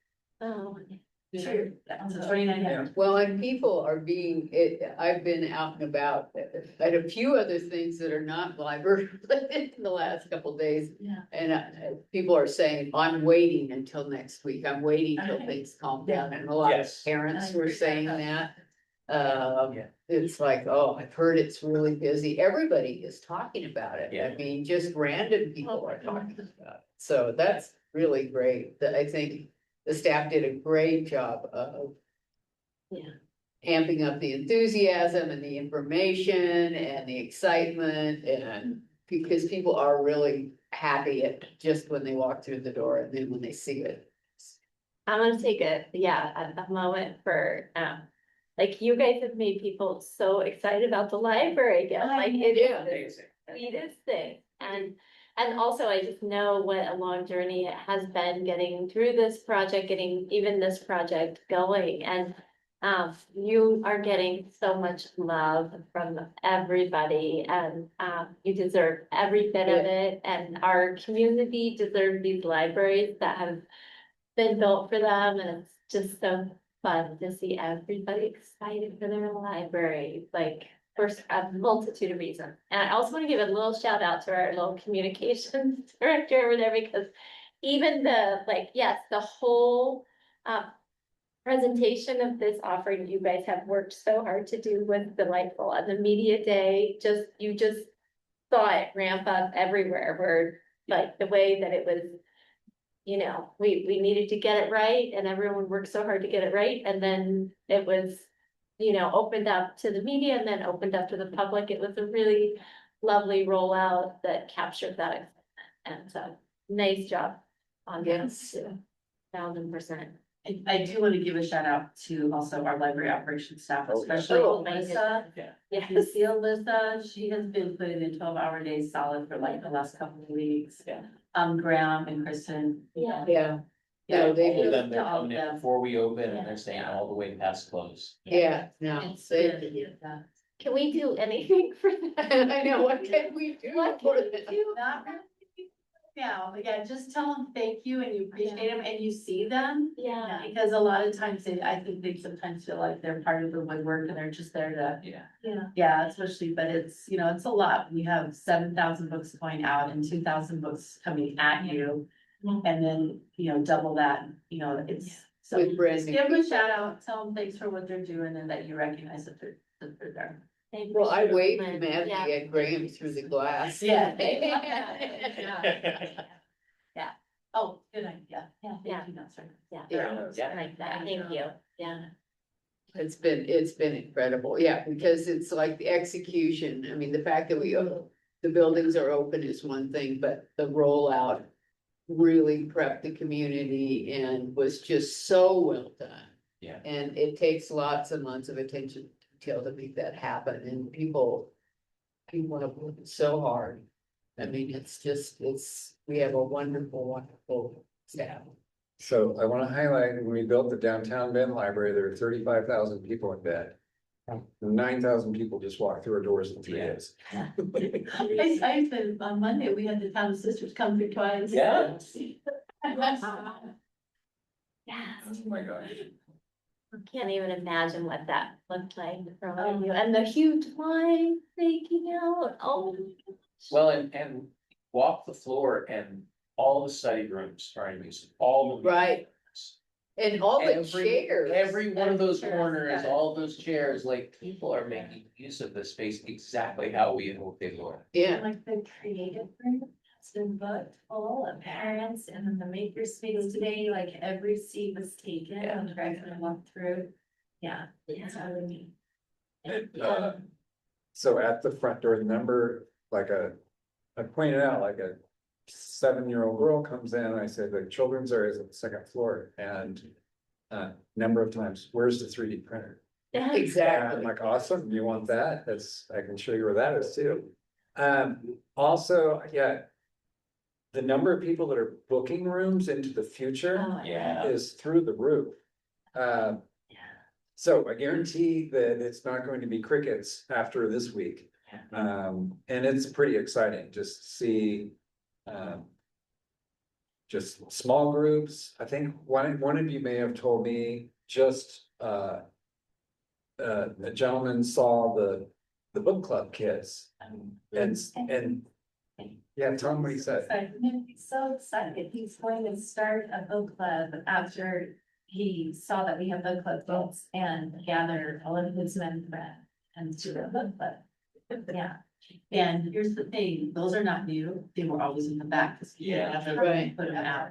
So that's what's awesome. Yeah. And same with curriculum grace and library of things. Gone, library things gone, these are all Yeah. the things that were in the background, yes.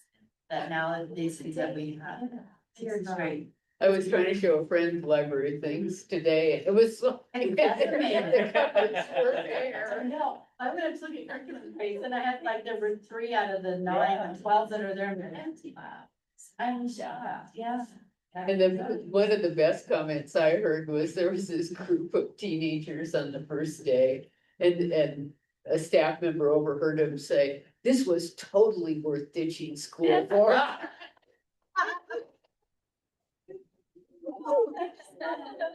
Yeah, exactly. Mission accomplished. Exactly. Yeah. And today, I was in the teen area and there were teens with, sitting and lounging on all the furniture and doing their homework, and the whole teen pit area was full. That's great. Yeah. So, Well done to all of me, everyone. That's amazing. Yeah. so. Yeah, so foundation news. Nothing nearly so exciting. I know it's kind of. But we did have, we had our first of, strategy session for the foundation, and, that was really great. We had a consultant that helped to facilitate it and lead it, and it was really helpful just to have a professional gather our group and work to brainstorm kind of what, first of all, to recenter us on our purpose.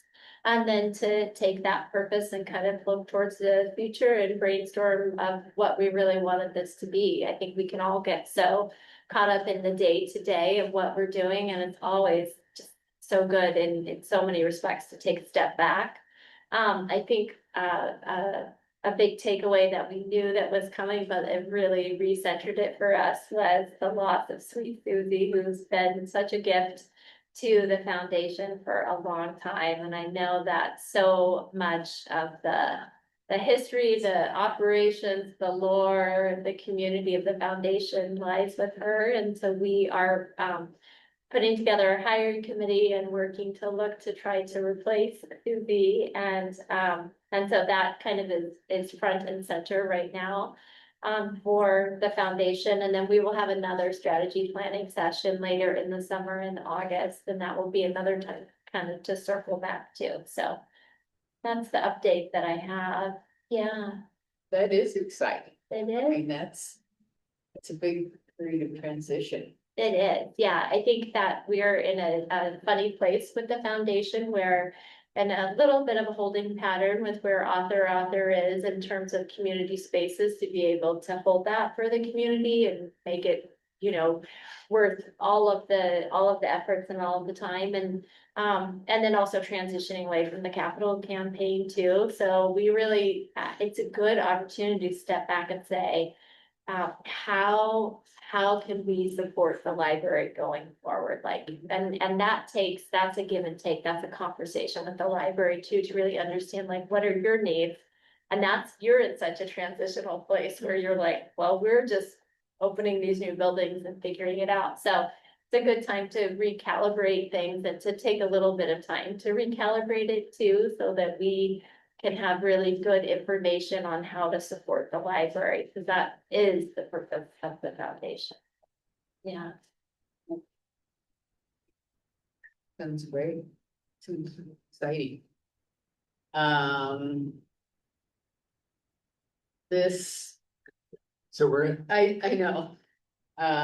We can do, go to the order, we go to the, why don't we go to the executive session, and then we'll go to the order at the end. So I am going to, we are going to, the Deschutes Public Library District will conduct an executive session to consider the employment of a chief executive officer as pursuant to ORS 192.6602D, and I will adjourn the regular board meeting and call the executive session. executive session, Oh, and, okay, okay, yeah. and then call the regular meeting back into sections. Yes. Okay, so we're still recording? Yeah. Okay. All right, we're back, so good of the order. So Michelle, do you wanna Oh, start? no. Think you're way over there.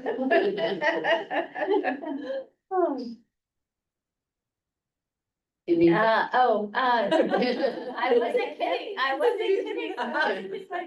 Like, no, I think, I just have really been in awe. I am the latest to join all of these efforts of what you guys are doing, and so, I just am in awe of the gift that you guys have given to the community, and I'm also so happy to see you getting the love you deserve for what you did, and just, it shows there's just still such a need, right? Like you see all the moms that are like, let's meet for play day, like this fun, amazing, free place, and then we can leave with books, like that's our dream, right? And then you, yeah, you just see all of the people that are so excited to be in these spaces that were created for them. And I think every library system wants to be able to have that. And you guys have built that. And so I'm just like ran along with this in awe.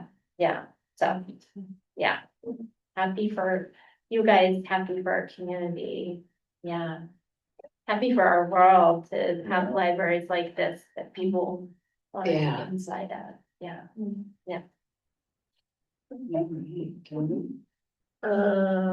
Yeah, I heard there were lots and lots of people on Monday who had never been into a library in their lives. That were eager to be there first day, opening day, which is just incredible, like to be so excited to go to a library for the first time in your life. And I can't remember the specific number, but the number of brand new cards issued. I don't remember, but it's been constant. Yeah, We've got a really nice, we learned from the Redmond opening. We've got that whole room like this, just set up for The library issued cards. cards. yeah. Yeah, yeah, really nice system, so they're flowing through really easily, it's amazing how they were doing. Yeah. And even just getting people that had cards but haven't used them in 10 years. Reactivated. Yes. Yes. I'll hurry. No. No, like they're doing. That's why we are here. My spouse and I got to attend the staff open house party, which was so much fun to see the staff get to celebrate being in the building and play games and have pizza and just celebrate. It was pretty fun. I'd say also the most sinking feeling to be doing trivia and you look around and you see how many librarians are out there and you think, I have no chance. Yeah, you know, it's like, a tough crowd, right? Like we're third place. Oh, right. Yeah, but we were definitely held high by all the people that work for the library on our team. We had no librarians and we sucked. You got goosebumps. Huh? We were pretty Oh, impressed. that's good. Yeah, I didn't get that one. goosebumps. Yeah, no, that was that event was, Oh. Sorry, it's on a timer, it's Oh, not that motion. oh, Now we're. That might be good. yeah. Yes, this whole week has just been, made my heart happy. It's Yeah. all the things that both of you said. I just am so proud of the staff. And, you know, to me, all the people that sat in those Tuesday meetings for years, literally, Yes. you know, and to see the response to that hard work is just like the best thing ever. And the other thing that really made me happy, was to see, our architect come in Yeah. with her partner and to see all the Kirby Nagelhout guys come in and to have Red Point come in and all the people, I mean, the people that worked on this building really view it as their building and their gift to the community as well. And it's just like there aren't very many projects in the history of a town that engender that kind of just all out positive feeling and you could just feel it. I mean, it's great. It's really something, so. We knew we'd get there eventually. So, Todd, would you like to reflect on your last budget meeting? Oh, just, thank you. Yeah, it's been such a nice process to go through. Everybody seems very engaged with that. And again, I just can't thank all of you enough and everybody over the years that have made all these things happen. Even just sitting in here and just thinking, this is such a resource for the community. It was just fun having this meeting. I was just watching people walk by the. Right. And that's what we're seeing, and we talked about it for years, about how vital libraries were to our community, and all we heard were the loudest voices, which said we don't need them. And it is so wonderful just to say, you can make that argument all you want, but I've got 9,000 people that I personally watched come in here and just see the impact. And that's happening all over the county right now. And it's wonderful. I actually had one woman came in and her first thing was like, oh my God, there is hope for America. Yeah. Oh my gosh. I'm like, okay, I'll take that. But that's the biggest piece. And then for me, it's not a sense of personal accomplishment. It is a sense of something good is happening in our community. And it's just so wonderful to see. So thank you all. Thank you. It's been amazing. Well, I'm going to adjourn the meeting on that note. And All right. thank you, Susie, for all Yeah, your hard work. Susie, nice to meet you. She's been here. And for the late night shift. I know. Here, why don't I just get that? Are you sure? Yeah. Because